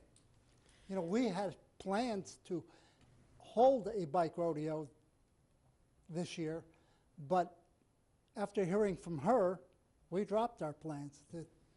The school wanted, well, she worked with the school to establish a rapport, and she thought this was a great thing for the elementary school to do.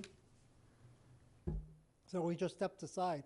In the past, it was like pulling teeth to get all the parties together to participate in the bike rodeo. So the point is that it seems like the jobs are lessening for the Bikeways Committee, in that you have one trail to maintain, or that you have the purview of no more bike rodeo, no dog poop bags. So my ideas in trying to forge ahead with our town, and especially with the creation of an economic development committee, is would it make more sense to have one trails committee? Because you have one trail that you maintain, and it happens to go through Thompson's Field, where the trails committee is there anyway. With increased membership, of course, you know, it wouldn't be that we would, you know, have a limited amount of members in the whole committee. And also, and though we haven't talked about this yet, the charge of the Trails Committee does actually state that the trails that they maintain are used by hikers and bicyclists. So again, in an effort to streamline and, you know, trying to think outside the box, that's where the whole possible merger came from. Well, I did poll all the members of the bike committee, and nobody has an objection to combining the committees. Okay. Okay, I'm going to open this up now. I'm going to open up to questions from Peter to start. Questions Well- and comments, I guess? Yeah, trail committee, in my mind, deals with trails that are basically dirt and gravel, and your committee deals with a bike path, which is asphalt. That's right. When the Trails Committee came to us, I think to make the report last year, you know, as every board or committee does before this board, I think they asked for one thing, and that was a chainsaw, or they wanted to be able to get their own chainsaw so that Link would let them go and let them cut some brush and whatnot. I am a little bit puzzled because we had a discussion a little bit ago about, you know, why aren't people volunteering and blah, blah, blah, and yet there seems to be some kind of communication thing that was going on here, and you were definitely uncomfortable with it when you first got up in front of us, to understand what this board is actually looking for. I think it's the responsibility of whoever the liaisons are to these different boards and committees to sit down with the chairman and the members and review the charge, quite frankly, and if it needs to be updated, make some recommendations, help them out, teach them how to run a meeting if they need to do that, or what minutes are all about and that type of thing. That's what a liaison should be helping you to do, in my opinion. Whether these two combine or not, you know, I think, quite frankly, it's different functions myself. The guys that are going through the woods want to be in the woods. And although you're often in the woods, you know, like the bike path, if you will, that goes down towards towards Chatham, it's less densely populated with trees and whatnot just because of the width of the road. It's basically a road, quite frankly. And so, you know, I think there are two different groups that they want to merge together. Good luck, let them do it. But I would think there's interest, because you get road crossings to deal with that these other folks don't typically have to deal with, which we all know has been an issue in the past. So you try to get these different road signs and whatnot, and the automatic detection systems, et cetera, et cetera. You know, here we got a group that apparently your 7 members, you know, are active and want to continue. I don't know what it is with the Trails Committee, how active they are. But these are 2 committees I don't think that have trouble getting members. I don't think. And I agree the charge should be updated, you know, get into the 21st century, if you will. But it is also important that, and I think you mentioned, or somebody mentioned, that minutes aren't being kept of the meetings. I think that's absolutely essential, because that creates the historic record that if something comes up, votes are taken, whatever, that, you know, someone can go back and say, okay, you know, that topic was taken up on Thursday, the 29th of May, you know, that kind of thing in 2006. And it was decided to do this or that. So there do need to be minutes that are kept and then turned in, if you will. Have all your members had the ethics training, do you know? No, I do not. Okay, I mean, that's another requirement that, you know. I know they were informed about it, you know, the email came down from Anita and from Sandy, and I forwarded it to the committee, but whether or not they took the ethics training, I do not know. Right, okay. And you know, you guys do need to work closely with Link and his team. I mean, you know, we didn't mention it, but Link's guys are the ones that go out there and empty the trash cans and that kind of thing. We have a very good rapport with Link and his team. Yep, they mow, yep, as time goes on, so. I encourage you to keep going, but let's tighten things up is the way I see it. Julie? I'll bring it. I think that, you know, if they're amenable to merging, maybe it's worth a shot of trying to see if that could work out, because to the point that it would also combine efforts and maybe streamline some efforts. Ultimately, if you combine with the 2 committees combine and it can move forward, then we've allowed maybe other volunteers to do some other boards, and to the point of the Economic Development Board and those kinds of things. So if you were all willing to at least do a trial period to see if it worked out, like a year or 2 years or whatever, I think it would be worthwhile. I don't know, the people that we've had come onto the bike committee were mainly interested in biking. They weren't just joining a town committee.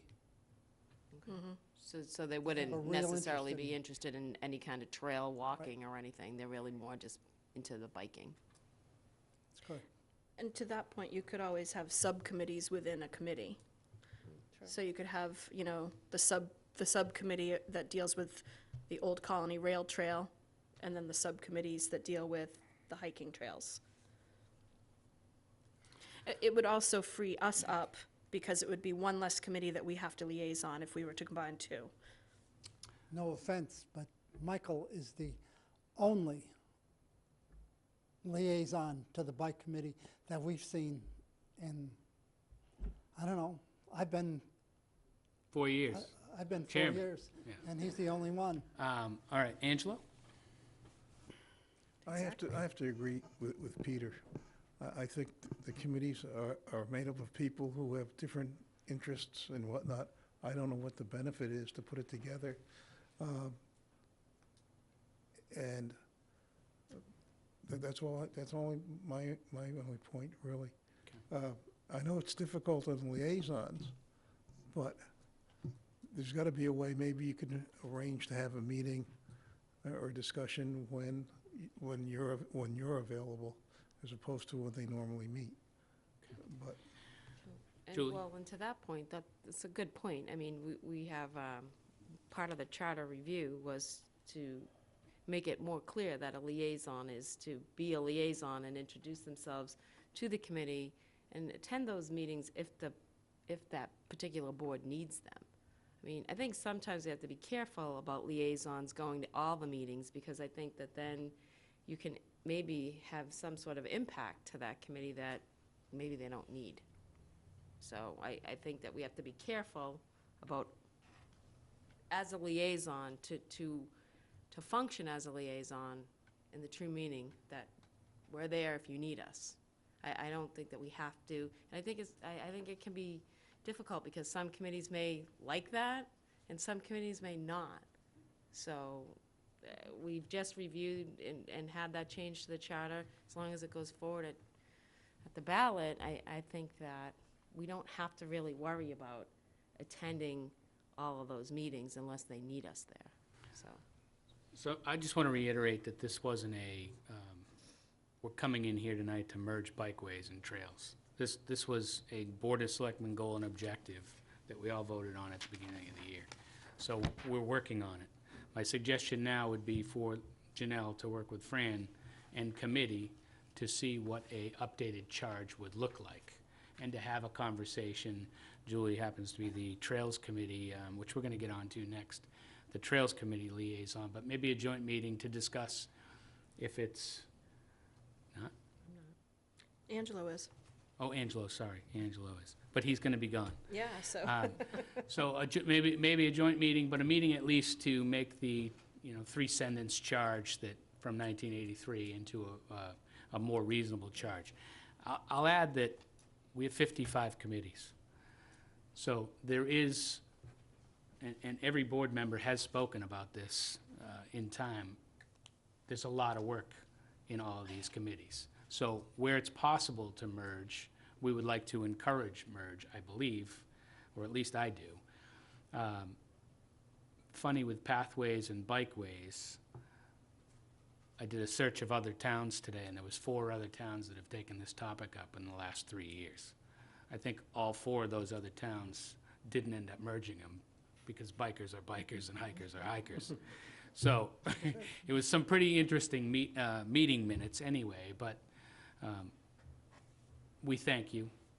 You do a lot of work. We thank every one of you. This isn't about us dictating that you're going to merge. So I would encourage a meeting, or Janelle attend your next meeting anyway, and look at a charge, or maybe make a more meaningful charge, and we'll have to do the same with trails. Did you have anything to add, Fran? No. Andrew, do you have anything to add that you'd like to add? Sure, I mean, I'll just Sure. go brief.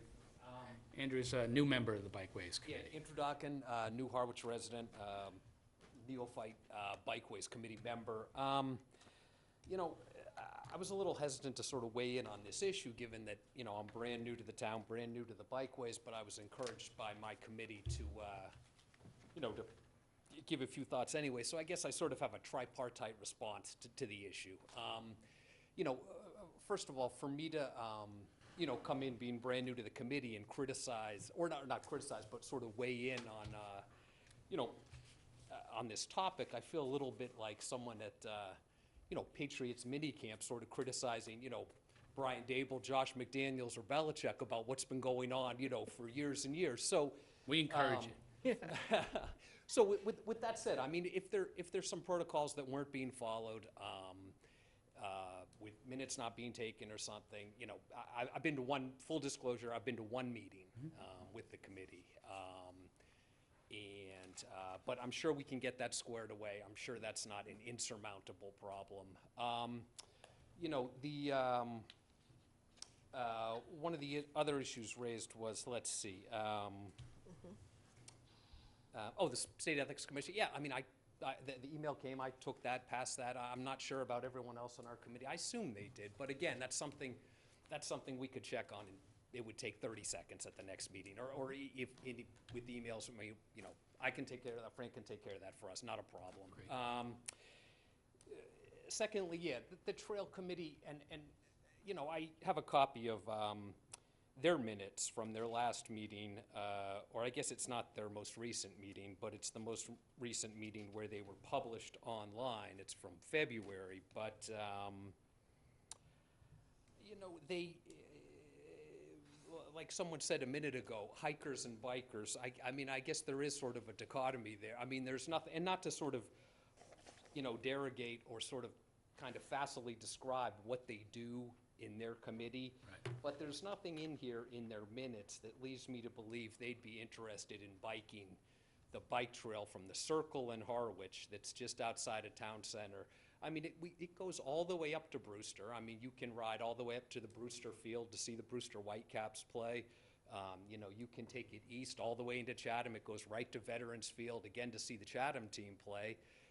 And, you know, it heads entirely west into Dennis. So, I mean, you know, you are talking about a substantial amount of trails. And you know, in the one meeting I went to, I was impressed with some of the members, and one member in particular who was so well informed and so squared away regarding bike trail issues on a granular level that they could describe, oh, there was a bush that needed to be cut back, you know, the turn when you come around, you know.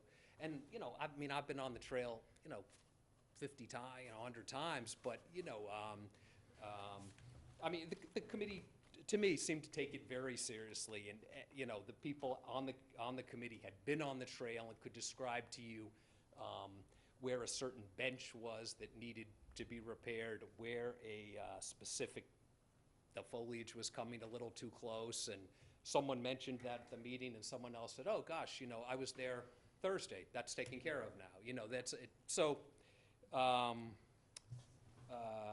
you know, and whatever happens with this proposed sort of merger, or if one committee subsumes the other, or, you know, whatever happens, you know, I suppose that's fine. I mean, you know, I agree. I didn't realize, I mean, 55 committees would seem, I suppose, a little unwieldy, but nonetheless, I mean, we do live in an era of specialization, and, you know, I mean, if we can, if it works out, I'm all for it, and if it, you know, if we want to keep the committee separate, that's fine too. And it, like I said, as the new person, I sort of am deferring to the, you know, I've been to one meeting, but I'm sort of deferring to my, you know, fellow committee members who, you know, will decide to, you know, I defer to their opinion on what to do with that. Thank you, Andrew. Thank you. Appreciate Thank it. Jamie.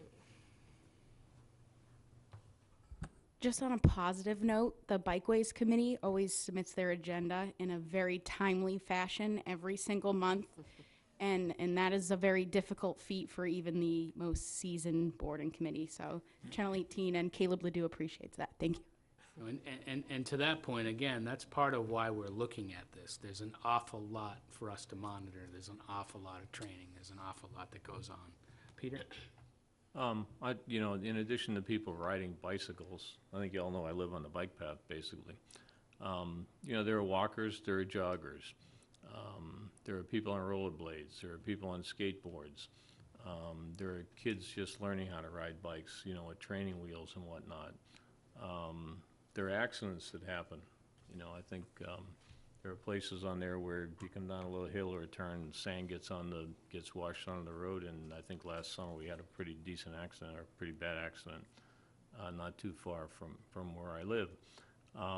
But the point is, when I look at the bike path, which is asphalt, and I look at the trails, which are in the gravel and dirt, I think of cross-country runners being in the trails, and I think of marathon runners or just joggers being on asphalt, and I just think it's totally different. The shoes are different, the gear is different, they're just different applications. So if they don't come together and don't have a commonality, it wouldn't surprise me, but it also wouldn't surprise me if it made some sense to bring it together. So, and also, to pick up on Julie's point, I think it's very important that as we as selectmen, we talk about this liaison role, and we all get assigned our liaisons, we probably all have a little bit of a different approach.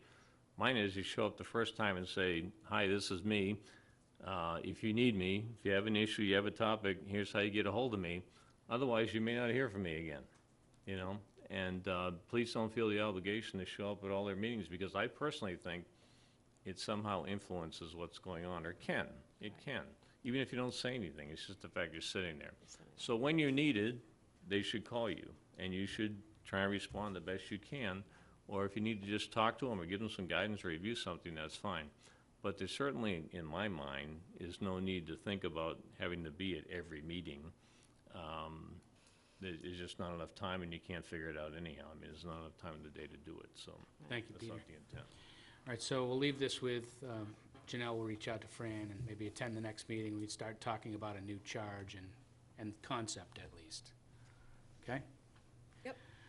Thank you. On to Trail Committee charge. Janelle, you also researched this. Could you start on this? Okay, so the Trail Committee charge is a little more current, but actually, if you read what's in our packet, it does say that there are to be 5 members, and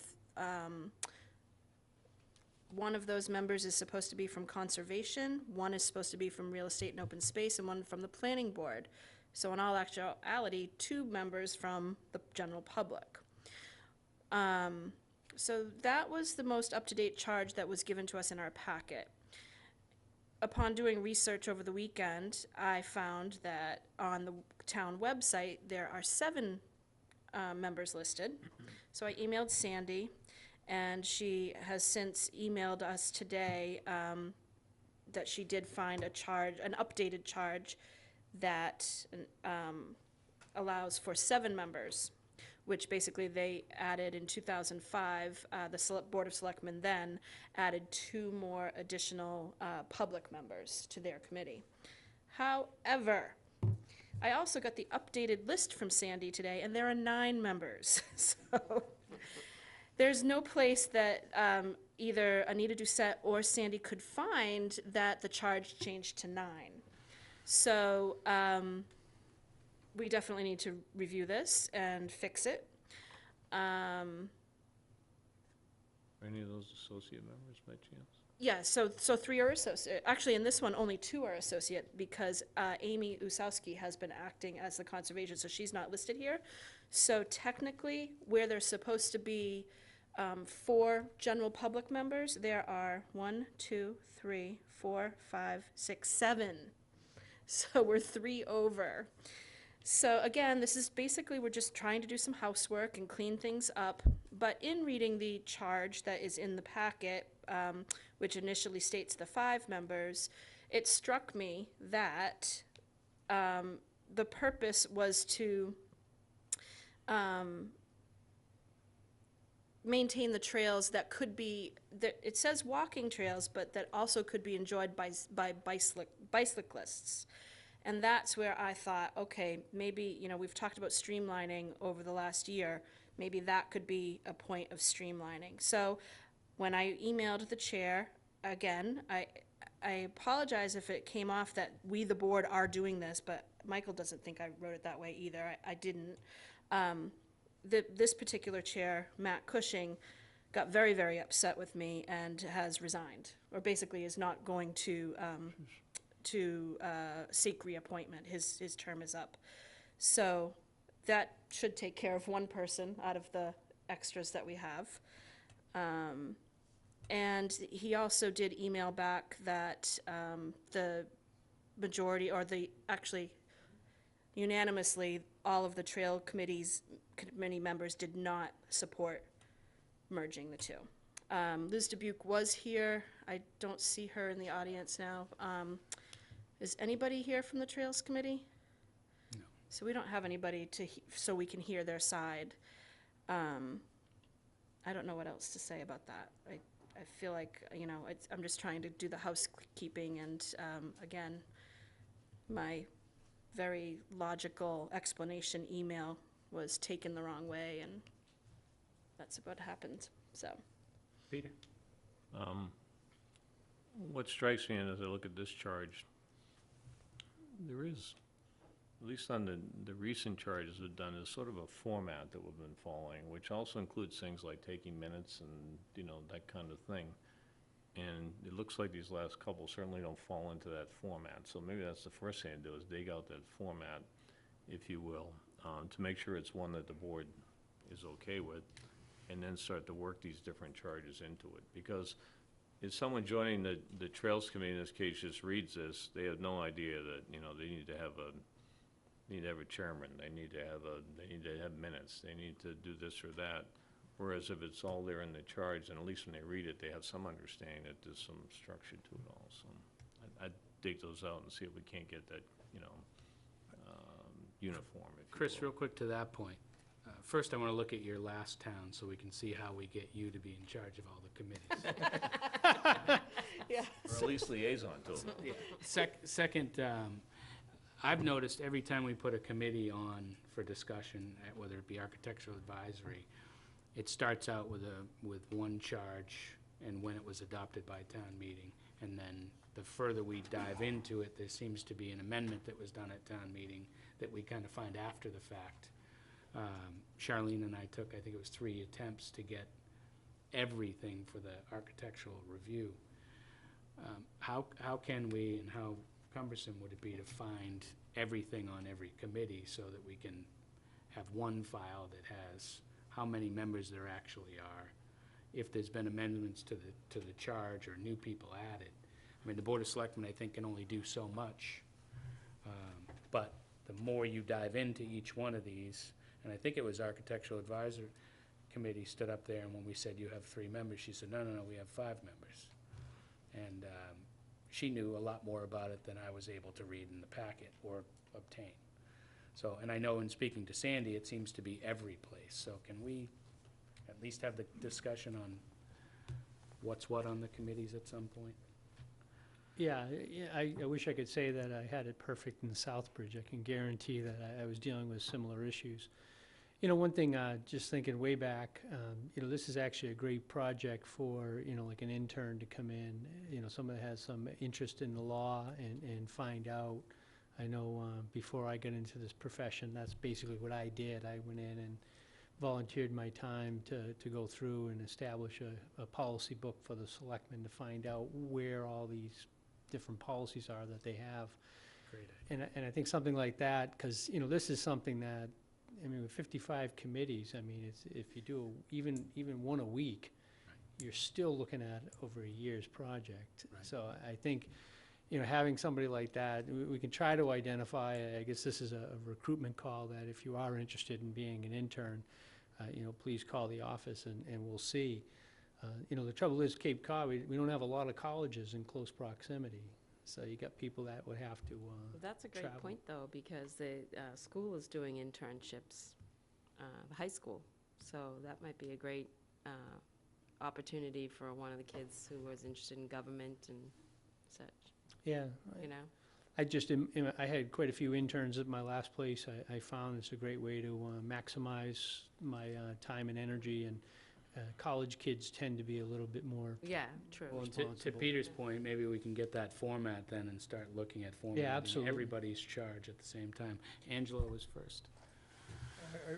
I agree that's what we have to do, but we should check the booklet that's done, that has the regulations and whatnot in it, because I think there was a goal of putting most of those charges into that booklet.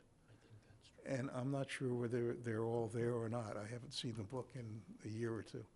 I don't think they are. You mean the handbook?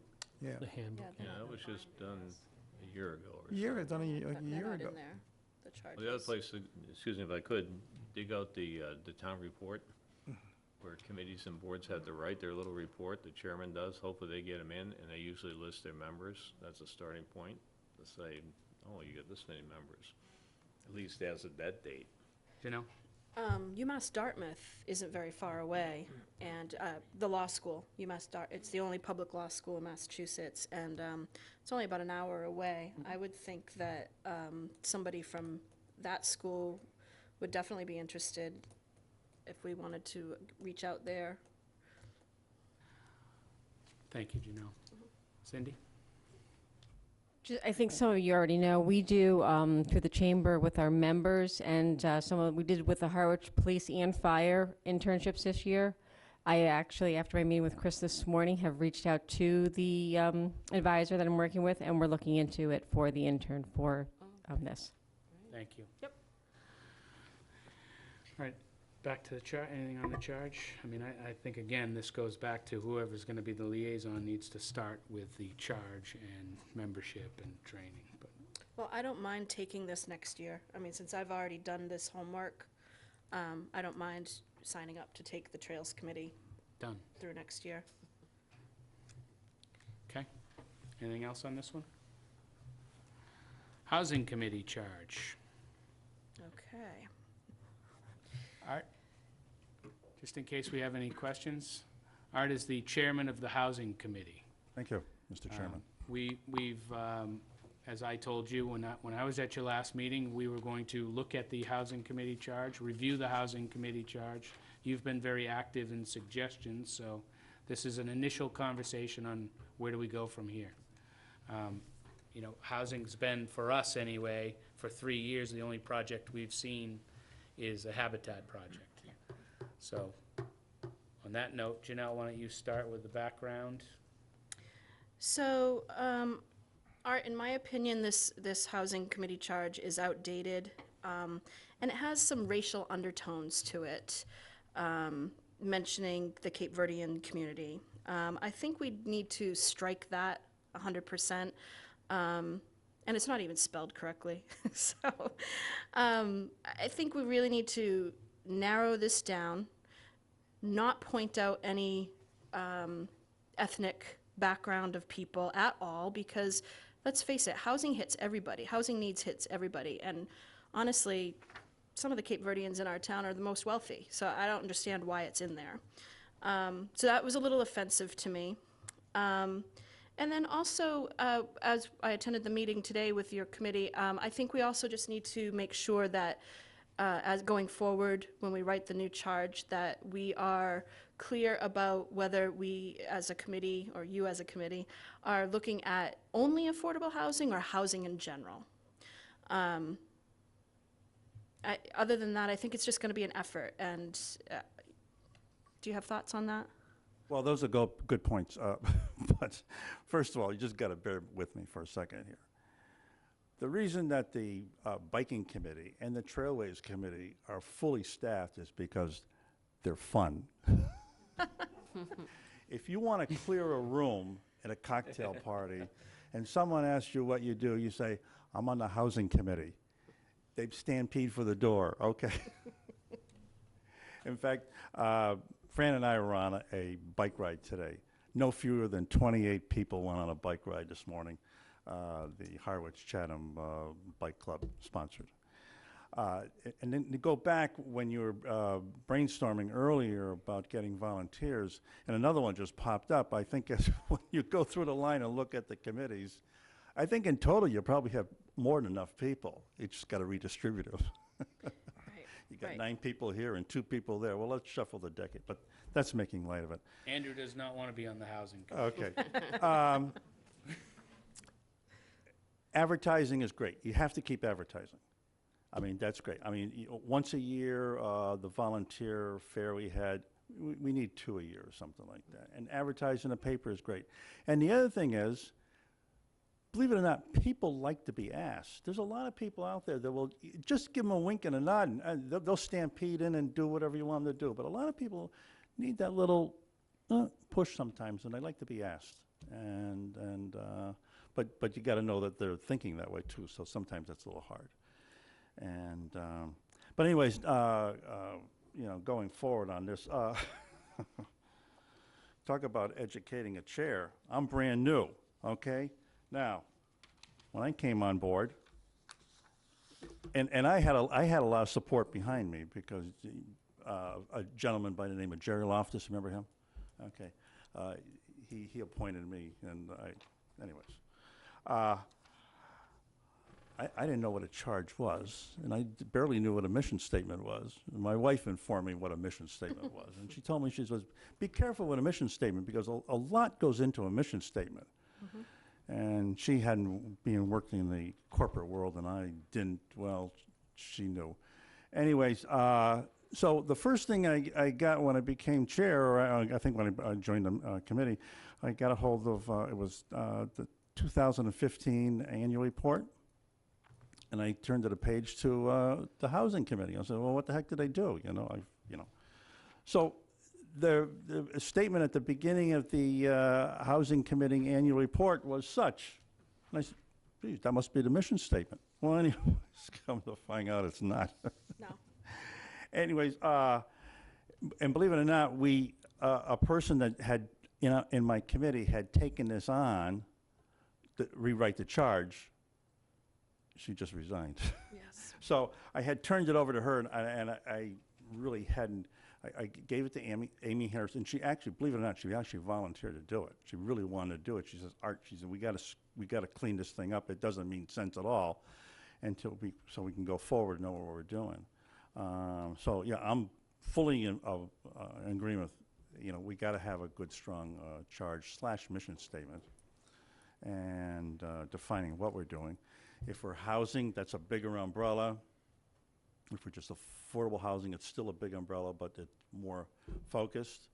I think the housing production plan is really nailed a lot of things what we should be doing. And so, well, Janelle was at our meeting tonight. Thank you very much for coming again. And we pulled out a chapter and verse out of the production plan, what the housing committee should be looking at and doing going forward, other than obviously promoting housing and looking for opportunities there. So I will start working on this, but any input you have, or please jump right in. Janelle? I think also they're probably, due to the nature of your committee and the fact that there is a fund, I believe, it's my opinion that the charge should also have some sort of finance verbiage within it, and perhaps somebody in particular on the committee might be in charge of that, a treasurer. We need a treasurer as well, I would think, because the housing committee does have a funding source. Well, we don't write checks as such, but Somebody to keep track of the money. It falls under, as a board or committee, it falls under the financial department of the town. So if there was a project that needed to be done, they would work and coordinate with staff to make sure that it got done. So Whether perhaps a it's- member of the housing committee would be a liaison to that, or would that just be the chair's job? You know what I mean? Yeah, Because no, I- unlike other committees, they can't do anything without money. Right. Yeah, I did have a discussion with the chair that, one model that I saw that seems to be fairly effective is in the town of Yarmouth. And there they have citizens and administrative staff. I think a member of the board of selectmen and the administrator actually serve on that housing committee. I see. So when they get into the legal elements and doing purchase and sales, the administrator has the ability to get town council involved to work on some of those, or find another legal resource to be able to do that. That probably is something that does make some sense in this regards, because, in that case, I think the last one they acquired was a hotel or motel. So you're talking about multi-million-dollar purchases. So you need more resources than really asking a volunteer committee to do on its own. So would you be amenable to helping with this charge in creating that? Yes. Okay. Yes. One little side issue is while you're looking, across the landscape, so to speak. Maybe it was only my confusion, but it's come up a number of times, even within the committee, and other people that have approached me. Well, what's the difference between the housing committee and the housing authority? And I said, well, but I used something I was familiar with. I says, well, I belong to another organization. I says, well, the housing committee, they're the people that work in the home office, so to speak, and do the paperwork type thing, or the visionary. And the housing authority, they're the ones that wear the tool belts and actually do things. I don't know, maybe that's not right or something. Angela? That's not really the case. I- The housing authority is set up to basically handle rentals more than anything else, and they actually manage some properties, and they have some connection to the state. And actually, the governor appoints at least one of the people, and they're up for election. Probably 10, 12 years ago, an affordable housing committee was established to work and try and move Harwich to getting to its 10% level of affordable housing. And that's why that fund was set up for them to work on. So the goal in broad terms was to identify ways to build affordable housing in various places in the town. Most of the time, the Affordable Housing Committee worked with groups like Hetch and whatnot to actually physically do the work and supported them. But there were two very different operations. Well, I realize that, and John Stewart and myself, we work pretty closely together. We kind of, you know, bird dog each other, not in total, but certain things we've been kind of, you know, cross-looking at and brainstorming and that type of thing. But, also, in familiarizing myself with what other towns are doing and other committees are doing, most other towns, they call it the Affordable Housing Committee. Yeah. They have the word affordable in there. And we just call it the Housing Committee, well, which is okay, but. I don't know where that change, when that change was made, because it was always the Affordable Housing Committee. Well, then maybe we ought to go back to. I don't know if you go back. I just don't know when the change was made. Well, we should find out. Anyway. We can go back if we want. Okay. In a little while, there's going to be, Chris is going to give us an announcement of the approval of the housing production plan at the end. You mentioned it. It's a very aggressive plan with no money. So one thing that Chris and I had discussed last week in a meeting with you is putting together a customary article that CPC money that's in the housing bucket yearly gets transferred, or a portion of it, into the Housing Committee fund, along with the cell tower money. So maybe we can actually do some of these projects. Well, As it is now, that money just sits in there and nobody comes forward for projects for housing with CPC, and the money never gets spent. But in that same line, the first time I've heard it was spoken this year that the CPC, the funds the 10% that was the minimum that was supposed to be allocated for housing, has been put into a housing bucket, or whatever you want to call it, going forward. They've never, whether they've done it or didn't do it, it was never spoken before. I couldn't find it ever being referenced to. That the funds, if there was never any funds for a current year in CPC for housing, 10%, the minimum 10%, is supposed to be set aside. So in subsequent years, so now, you know, next year we got the 157 plus another 157 on the minimum. It might be more than that, but. Well, and the way it's structured now, that's if you come up with a project, pitch it to them, and they buy it. Well, Mike, once again. Well, I think just in terms of a little bit of nuance, under the CPC law, we are required to allocate and put into that bucket in this year 157,000, so that builds up. To your point, Mr. Chairman, we can put it in the bucket, but until it's actually expended out of it by funding a project, does it actually get expended? But those allocations have been done on an annual basis. Oh, have they been? Okay. Oh, yeah. Angelo? Just a question. I thought a bulk of those funds were given to Hetch to do the project in West Harwich? Not CPC, just cell tower money. Okay. So you're talking just cell tower. Okay. Julie? Yeah, so in terms of just some clarification too on Housing Committee, Affordable Housing Committee, and also the local, you know, housing authorities. I dealt with them extensively in my previous position. I worked for a short time at Yarmouth Housing. So just to be clear, you know, the housing authorities are reporting to the DHCD and, you know, Department of Housing and Community Development. They oversee housing vouchers, whether they be, you know, mass, you know, rental voucher program. They have local stipends.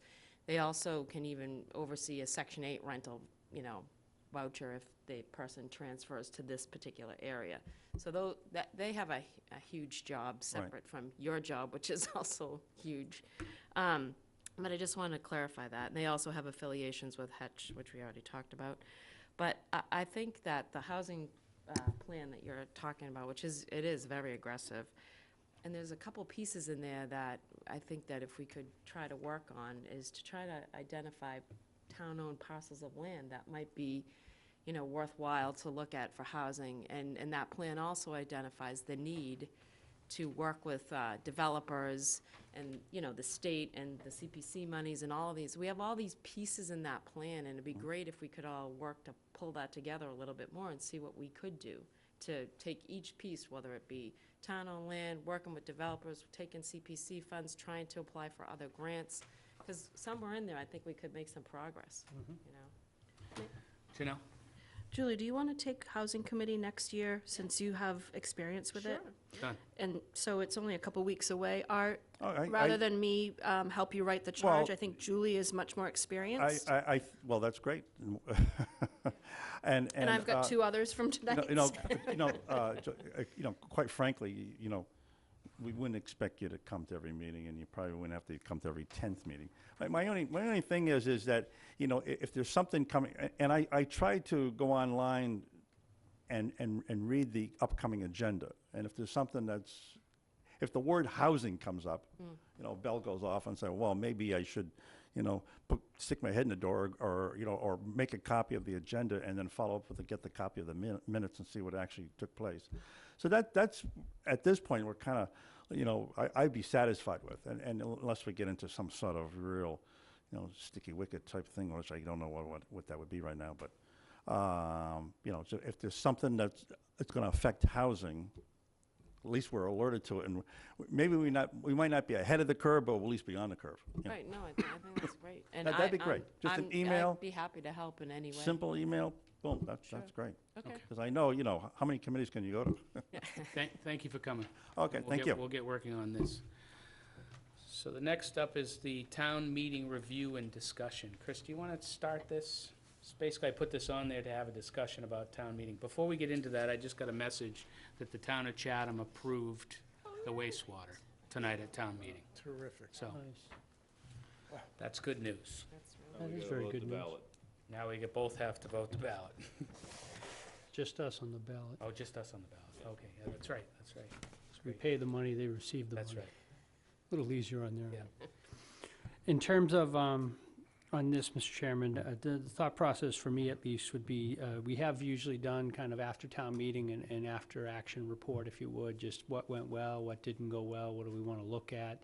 I think the first year I was here, Angela, I think you were chair, and we had kind of a meeting with members of FinCom. I think that was kind of a small group, just to kind of see process-wise.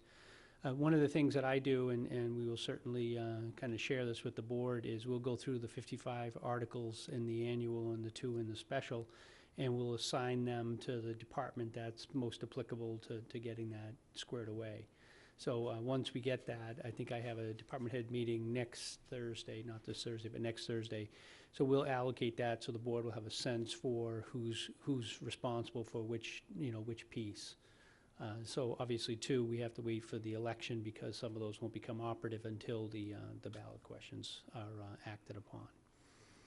But I don't think necessarily for tonight there's too much. I mean, certainly if there's people that have comments or whatever, what went well, what didn't go well, please let me know. I know in the time I've been here, we keep trying to make incremental changes, and I think town meeting has flowed. One that came out of the meeting, the pre-town meeting, which is really just an opportunity to go through the articles and see if we have the language, was, I think it was Mike Ford, the moderator, said that really there's no reason to have the special town meeting on the Tuesday night after the beginning of town meeting. So it guarantees that town meeting goes for 2 nights. And, I asked, I said, it was a legal requirement, as why do we do that? And he said, it's just really been practice. So one thought would be, to have the special go at the beginning, and that's really, the board calls that meeting, so you would potentially call the special before the annual. And I think the intent of the special, and I would want to at least make this comment, that if we had it for like the snow and ice deficit, for unpaid bills, things of that nature, kind of wrap up items for 2017 in this case, I think we should keep it to that. I know when I started, and the board had said to me that they were tired of having the planning board always go on the special. And planning board, at least in my mind, always went on the special so they could guarantee their folks exactly when their articles are going to be heard, so people didn't have to sit and wait. And I said, well, that's not really appropriate, so we did discourage them from doing that the last 2 years. So now it's part of the regular annual that planning board gets all of its materials in as part of the annual and not wait for the special. But I think it's changes like that, you know, if the board does have feedback, you know, we can certainly try to incorporate some of those elements into it. The other one, probably just for the boards to think about in terms of how you want me to approach. Leo Kukunis had mentioned about the salaries of the selectmen. I know there's been discussion by, you know, individual board members, and Finance Committee this year also looked at it. But, you know, if there is some action plan that is contemplated, we probably should get a sense for what do we want to look at and get working on putting that into the system for next year. I thought you were going to do a retirement. Golden parachute, that's only in private sector, Angela. Right? I think every selectman should have control of one slip at Saugatuck Harbor. Then you would get all kinds of people that want to do this job. Right. And by the way, that would be in perpetuity. All right, comments from the board. Angelo, on town meeting. It's going to sound like I keep on repeating the same thing each time. No But it was clear, I am repeating it. It was clear to me that during a number of the discussions in town meeting and in a follow-up letter to the editors that appeared in the Chronicle, that there isn't an understanding that there's a difference between revenue generated from fees and taxes. And it was confusing, and I know at least one or two people were confused in how they were using the language. So I would suggest that next year that be explained, you know, going into it, because otherwise there are some real problems. But otherwise, on the second point, I thought town meeting went amazingly well in terms of good discussion on a lot of articles, good points back and forth. I think Mr. Ford was very good keeping everybody on target, and I was pleased with the number of articles that were approved, and surprised on a couple of them, quite frankly. Just one thing, Mr. Chairman, on that, Visigov has done their, I'll call it the Harwich 2.0. They Yeah. didn't roll it out to everybody, just us. So maybe, Angelo, if you want, the next couple days, we can show you that, what their update was. I know that's something that was of great interest to you. Yeah, I think it'd be terrific. The finance director's away for a couple days, but maybe the end of the week. And put that on the agenda for next week, Chris? Sure. If your meeting goes well. Julie? Yeah, I thought town meeting went well. I thought Mike Ford did a great job, and I thought it went really fast. I'm only kidding. I thought it was some great discussion, and I think it went smoothly. And, you know, thank you, Chris, for a lot of work you put into that. So. Janelle? I thought it was fun this year because it was great discussion. It was very engaging, albeit long. But I definitely felt that letdown the next day, like, oh, okay, well, little withdrawal. Yeah, I thought it was a really great experience for everybody that was there. Not too contentious, very respectful discussion, and yeah, I hope all town meetings can be like that. Peter? I think the interesting thing to me was, we had a quorum right at 8 o'clock at the second night, which usually isn't the case, if I remember correctly. Usually you're scurrying around, you know, but there was enough interest in, I think, in all the topics, that all the articles, that we didn't have trouble getting quorum. And, you know, even at the end of the night when you looked out, it looked like there was still a quorum there, which is not always the case. I still think at some point in time it might be useful to look at the potential of having town meeting at the high school, just from a seating suitability, I guess, that I would describe it as. Those seats are much more comfortable than what we give them at the community center, which are those hard plastic, uncomfortable seats. I don't know. And maybe the acoustics are a little better, and maybe the audio-visual stuff can be more enhanced than what we can do, you know, displaying on the wall. I don't know, just a thought. But I thought it was very good, and to get through all that in 2 nights was, I thought, very productive. I did not have withdrawals. I also applaud Chris and staff for putting together a very smooth town meeting. The wastewater article, I thought went very well. The discussion went very well. I think the endorsement from Judith Underwood, the endorsement from Carol Ridley, Carol from Pleasant Bay Alliance. For those that don't know her, I think she did an outstanding job promoting that. And Peter, your presentation, Angela, your comments. Looking at that article, though, and looking at where we're going, we all need to continue to drive this because we have to get through the ballot. So educational-wise, I hope Bill Galvin writes something nice up about the project and endorses it again this week. By the way, is the open house at the treatment plant this Saturday? It is this. Is it this Saturday or Is it this the week? 13th? I think it's Monday, I don't remember what you right? said. 13? You know when it is, Bill? What's that? The wastewater treatment Oh, open excuse me, house in Saturday. Chatham? I wanted to say it was the 13th. That is That's Saturday. Then it is the 13th at 10 o'clock. We should find out what that is and get it up on Channel 18. I mean, Okay. it'd be good to get some people over there. I thought the harbor discussion was great. There was an awful lot of back and forth on the harbor. What I took out of it, the biggest opposition seems to be the snack shack. Snack shack's still a question in my own mind.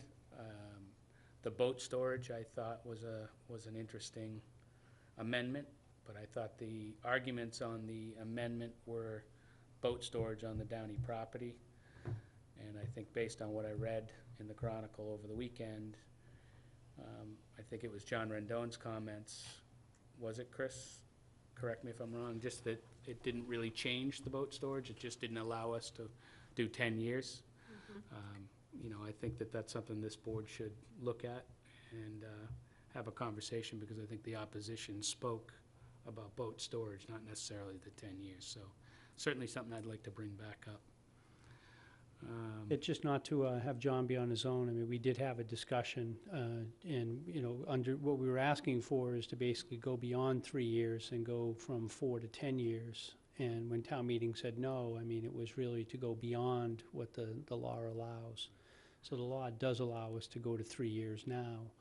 Obviously, that's more of a policy discussion if the board wants to do it, because town meeting was definitive in what they wanted. But I'm not saying I agree or disagree. I think it's just a conversation that we should have. I think that's really it for me. I mean, again, the wastewater thing, as much as we can educate and continue to educate until we get through the ballot. Okay, anything else on that? All right, moving on, town administrator's performance evaluation. I'm just going to note that the performance evaluation sheets drawn up by each of you did not make it into the packet today. They got put into their Dropbox, so they will be in next week's packet for anyone to grab and read. But they are in our Dropbox, and if anyone wants them sent to them before next week, I'd be happy to mail them out. Overall, every board member recommended that Chris get his merit increase, and it was an above satisfactory performance evaluation. Each of you offered a few suggestions on things that could be improved on, but overall, communication was very good. Overall, everyone complimented Chris on the wastewater negotiations with Chatham. Goals and objectives, which started the year as a very contentious issue, because we as a board, it wasn't a unanimous vote on them, and Chris didn't mutually agree on them. Per Peter's suggestion, they got put in the action item register, and Chris completed at least 70% of them and is well on his way to the rest of them. I thought that format and the way we tracked it was very good. With that, Angelo, comments? I agree with what you've just said. Julie? I agree, too. Janelle? Yep. Peter? I guess my question is, you alluded to, we have the stuff in our Dropbox, and you're gonna make it available to the public for next week. Does that mean you're gonna go through those next week, or just My tonight? intention is to just go through it by comments, and it's public record. Anyone that wants to read through them, I don't plan on reading each one of them. Okay. I think, this is the year that Chris and the board sort of gelled together, so that I think we got beyond I'll just call it bickering or whatever, and started to get some things done and get focused, and so I think on both sides it worked a lot better this year. And I certainly have a very favorable rating of him, as I think everybody else that I read the document.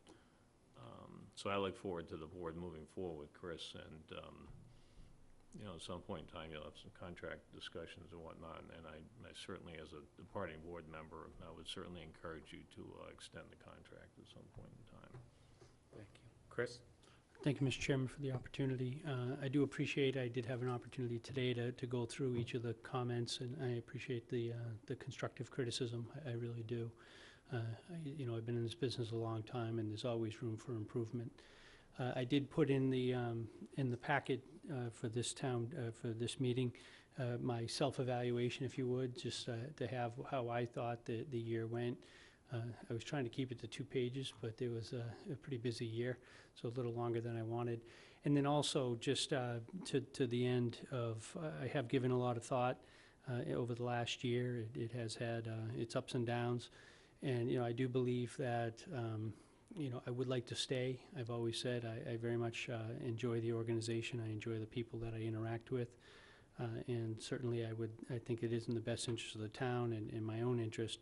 So to that end, similar to what you did with the police chief, he had a year left on his contract. He asked for that year to be revised a little bit and 2 additional years put on. So I did put in my comments, you know, it's very disruptive for me to kind of live 2 years at a time because I have to make housing decisions. I have to make decisions from my daughter. My wife and I have to make decisions for my daughter.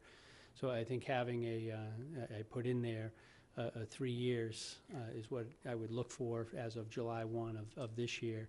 And one of the things, also just kind of on a personal note, my wife had a job very far away, and it was kind of difficult to locate closer to Harwich. She has taken a job that's closer. So, you know, I do feel that I have an interest in moving from the Osterville area. Nothing against Osterville, just the house is less than desirable. I'll put it that way from my family situation, and move closer. So that's something that, you know, if I had 3 years, would make that easier for me to kind of have those discussions with potential landlords about rental. I still do own my house in Sturbridge that I need to divest myself of in the worst way, but we will get back to that. But I did, and I hopefully the board will look at the material that I did. I know there was some things that the board had raised some concerns with, and I did proactively make those changes in the contract. And, you know, this is really a board call, but, you know, I do think I've had the opportunity to work with Peter and Angelo for my entire time. I've been here almost 3.5 years. And I think having, you know, their judgment about, you know, my longevity here, even though they're not going to continue on, they at least have a sense for who I am and what I hopefully have to offer to the community. And I think the partnership with the 3 returnees and the ones that I'll be working with for the next, you know, couple years, I have really thought about, you know, as transitions occur, how can I be more effective? And, you know, I think this year was a good trial year for me to try to tailor my style to more match to the 3 that will be returning. So hopefully it's a path forward for the foreseeable future. But I wouldn't mind just, you know, and again, with 2 new board members coming on, you know, it's really the board's call, because I could see it either way. But you only have 1 more meeting with the other 2, you know, with the 2 that are going. So, you know, I would like to see that, you know, some action is taken in regards to at least a performance evaluation, because they're evaluating the performance while they were on the board. So I think that piece, if we could have that as a board item, that would be appreciated. Yes, I mean, I have no problem tonight getting a motion that the performance evaluation was above satisfactory and to give you the merit increase. As far as the new contract goes, I mean, I think it'd be better for the new board to vote on the new contract rather than the old board. I think in both Angelo's, or to negotiate a contract now, I think Angelo's comments and Peter's comments were both very favorable and both requesting that you be given a new contract. So is there a sense of the board on I mean, are you asking basically now to have a contract? Well, no, I just got your guys' evaluations of me today, and I just finished the contract today as well. So obviously you need time to digest what I've done, and then we can have a negotiation. I guess what I was just suggesting is, if you want to review it, if it is fairly straightforward, or there's only a few things that you want to have taken out, then it could be, the contract extension could conceivably be voted next week. Or if you want, it's going to take a little bit more time as 2 new board members, even though there've been some people that are running that have experience and some that are newer. I think it's going to take some time to have a discussion and just go through the contract. So I think that would be a little bit more protracted, and that's more the observation. Angela? I don't understand, I'm sorry. Do you intend to have an executive section next week to discuss this and I don't goals intend to, no, not at this and time. the contract? Chris, I guess what we'll do is Chris and I will have a conversation about this in Wednesday's agenda meeting, but I don't, I mean, unless you or the rest of the board wants to vote to do that next week, my sense would be that the new board should vote the contract. Your favorable, both Peter and Angela's favorable comments and Chris's very favorable performance evaluation will certainly play into that. Angela? Well, whatever you choose to do is fine, but I just thought that your new people are not going to have a lot of background on either the review or on extending a contract. I mean, technically, they have not been involved. So maybe the best thing to do is to check with Chris on Wednesday. But I thought, quite frankly, that we were going to do what we did tonight, and then next week, finish it up. Okay. But that obviously is your choice. Julie, any comments? I mean, obviously, I'm amenable to moving forward if the rest of the board is, and I'm certainly open to an executive session. I mean, I understand Chris's point, is that he's worked with Angelo and Peter for quite some time. I mean, and I understand the need to have more of a thorough answer on your end, but I'm also open to, further review. I haven't really got a chance to look at the extended portion, so I feel like I can't really comment. Any comments, Janelle? I stand with Julie. I see it either way. But the good thing about it is, at least one of those seats is going to be housed by somebody who has sat here before and/or has worked with Chris in some capacity, whether it be on a committee or having sat here. So that's good. That's favorable. So, for me, I guess I could go either way, but I also don't like to rush things. I want to digest, and having not even had a chance to read everything, maybe we wait, because I don't think it could hurt you. Peter? Well, we just went through the process of doing a performance evaluation, and typically tied to performance evaluation is, any contract adjustments, if you will. So I view it as a complete package myself. But, I guess I'd leave it to the chair to figure that out. But I agree with Angelo that I was sort of expecting that when I saw Chris give us a markup of a potential contract, that we would take it up next week, whether that's executive session or open session, whatever combination.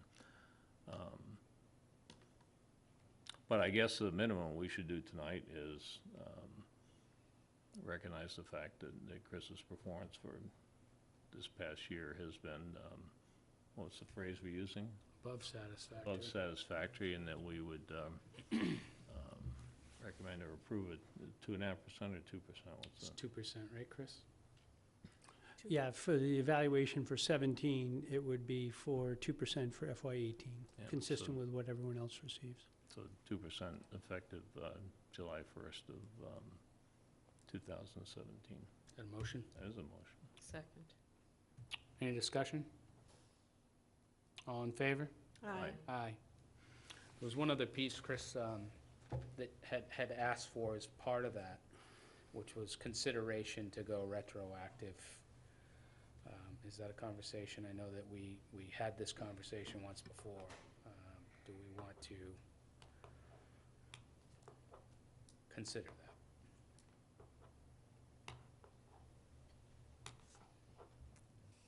We Peter? did have that conversation before, and I think there was some discussion initially about revisiting it mid-year, and that wasn't going anyplace, I guess. I do think, in hindsight, that Chris made more progress faster than some of us might have thought he was going to during this course of this year. And I certainly think he deserves the money going backwards, if you will. Maybe as a board, we just weren't tuned into it and, you know, recognizing it fast enough. But I think it's certainly a consideration. I don't know, maybe we want to think about that till next week or something, but. I would think that is something that should be done next week rather than now, because we all need time to read those documents. Okay, well, And- just plan on taking that up next week and give it some thought this week, please. Yeah, and then whether you couple that to the change in timing Okay. is the other question. Chris, did you have anything to add? No, I think that makes a lot of sense, getting the material, and certainly I put, some of the material recommendation is a little different, so I think that's something that the board should look at and give consideration. I would just, from operations standpoint, you probably do want to have an executive session to have discussion, because that is collective bargaining with an individual employment contract, so you're well within the right to do it, and then put the open session item on the agenda. Thank you. Well, I'm pleased that we're having this conversation rather than the conversation we had last year about this. So am I, Mr. Chairman. Thank you, Chris. Okay, moving on to the town administrator's report. I know the planner's sitting in the back of the room, so I apologize that, in case there's any question in regards to these next two items, she is available for questions too. But we did submit the housing production plan, and we did get a letter dated April 12th, saying that plan has been certified and approved. And that plan is good for a 5-year term that will expire on March 22nd, 2022. So if there are any questions in regards to that, she's certainly available to answer those. Any questions, Angelo? Julie? Nope. Janelle? No. Peter? I'm good, thank you. Thank you. Thank you, Ally. And then one last item, we did receive, I had a discussion with Ally, that there is a gentleman, Mr. Robert Freitas, that wants to make some improvements to a public way, Seth Whitefield Road. He wants to do it at his own expense.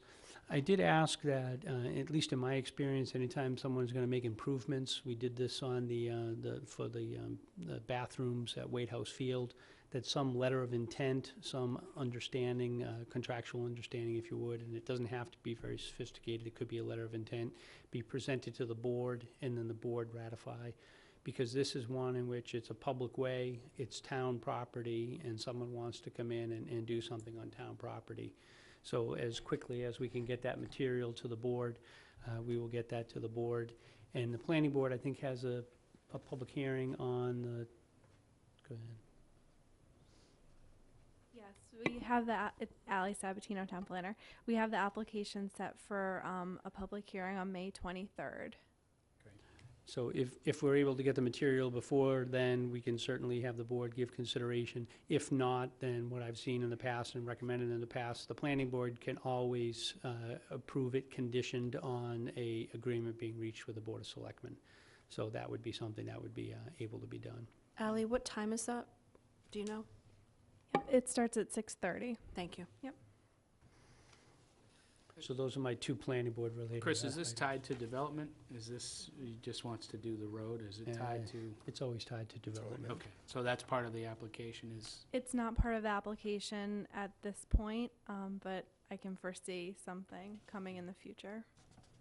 thank you. There's a motive. Selectmen's report, Peter. I'm good, thank you. Janelle?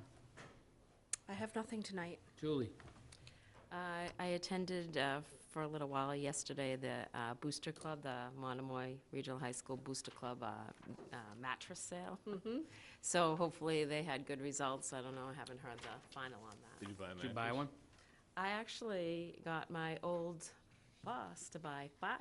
Wow, good. And you didn't have to pay for it. No. Very good. Angelo? Nothing. So I did a tour of the old back office building, which is now going to be the Zudi building. Trish Kennedy is back, Trish and Tom Kennedy. I'm sure we all know the Kennedys. They've done a lot for this town.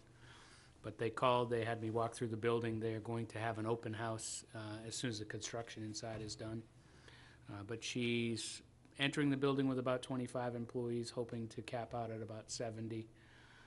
And you know, promises to be very involved in the town as she was before. But the building looks great. They've done a phenomenal job. What is the business? Zudi Financial, Z-U-D-I? Z-U-D-Y. And they're a financial advising firm, or? They think they do a bunch of things, right? Software. Software apps, okay. They fund So spas. stay tuned for an open house anyway. She's gonna invite the Spas. entire community. I did catch the tail end of the Toast to Harwich. I didn't get back from Maine in time to do the whole thing, but the event at Moon Cussers was great, so thank you. That's it for me. Motion to adjourn? So moved. We are adjourned.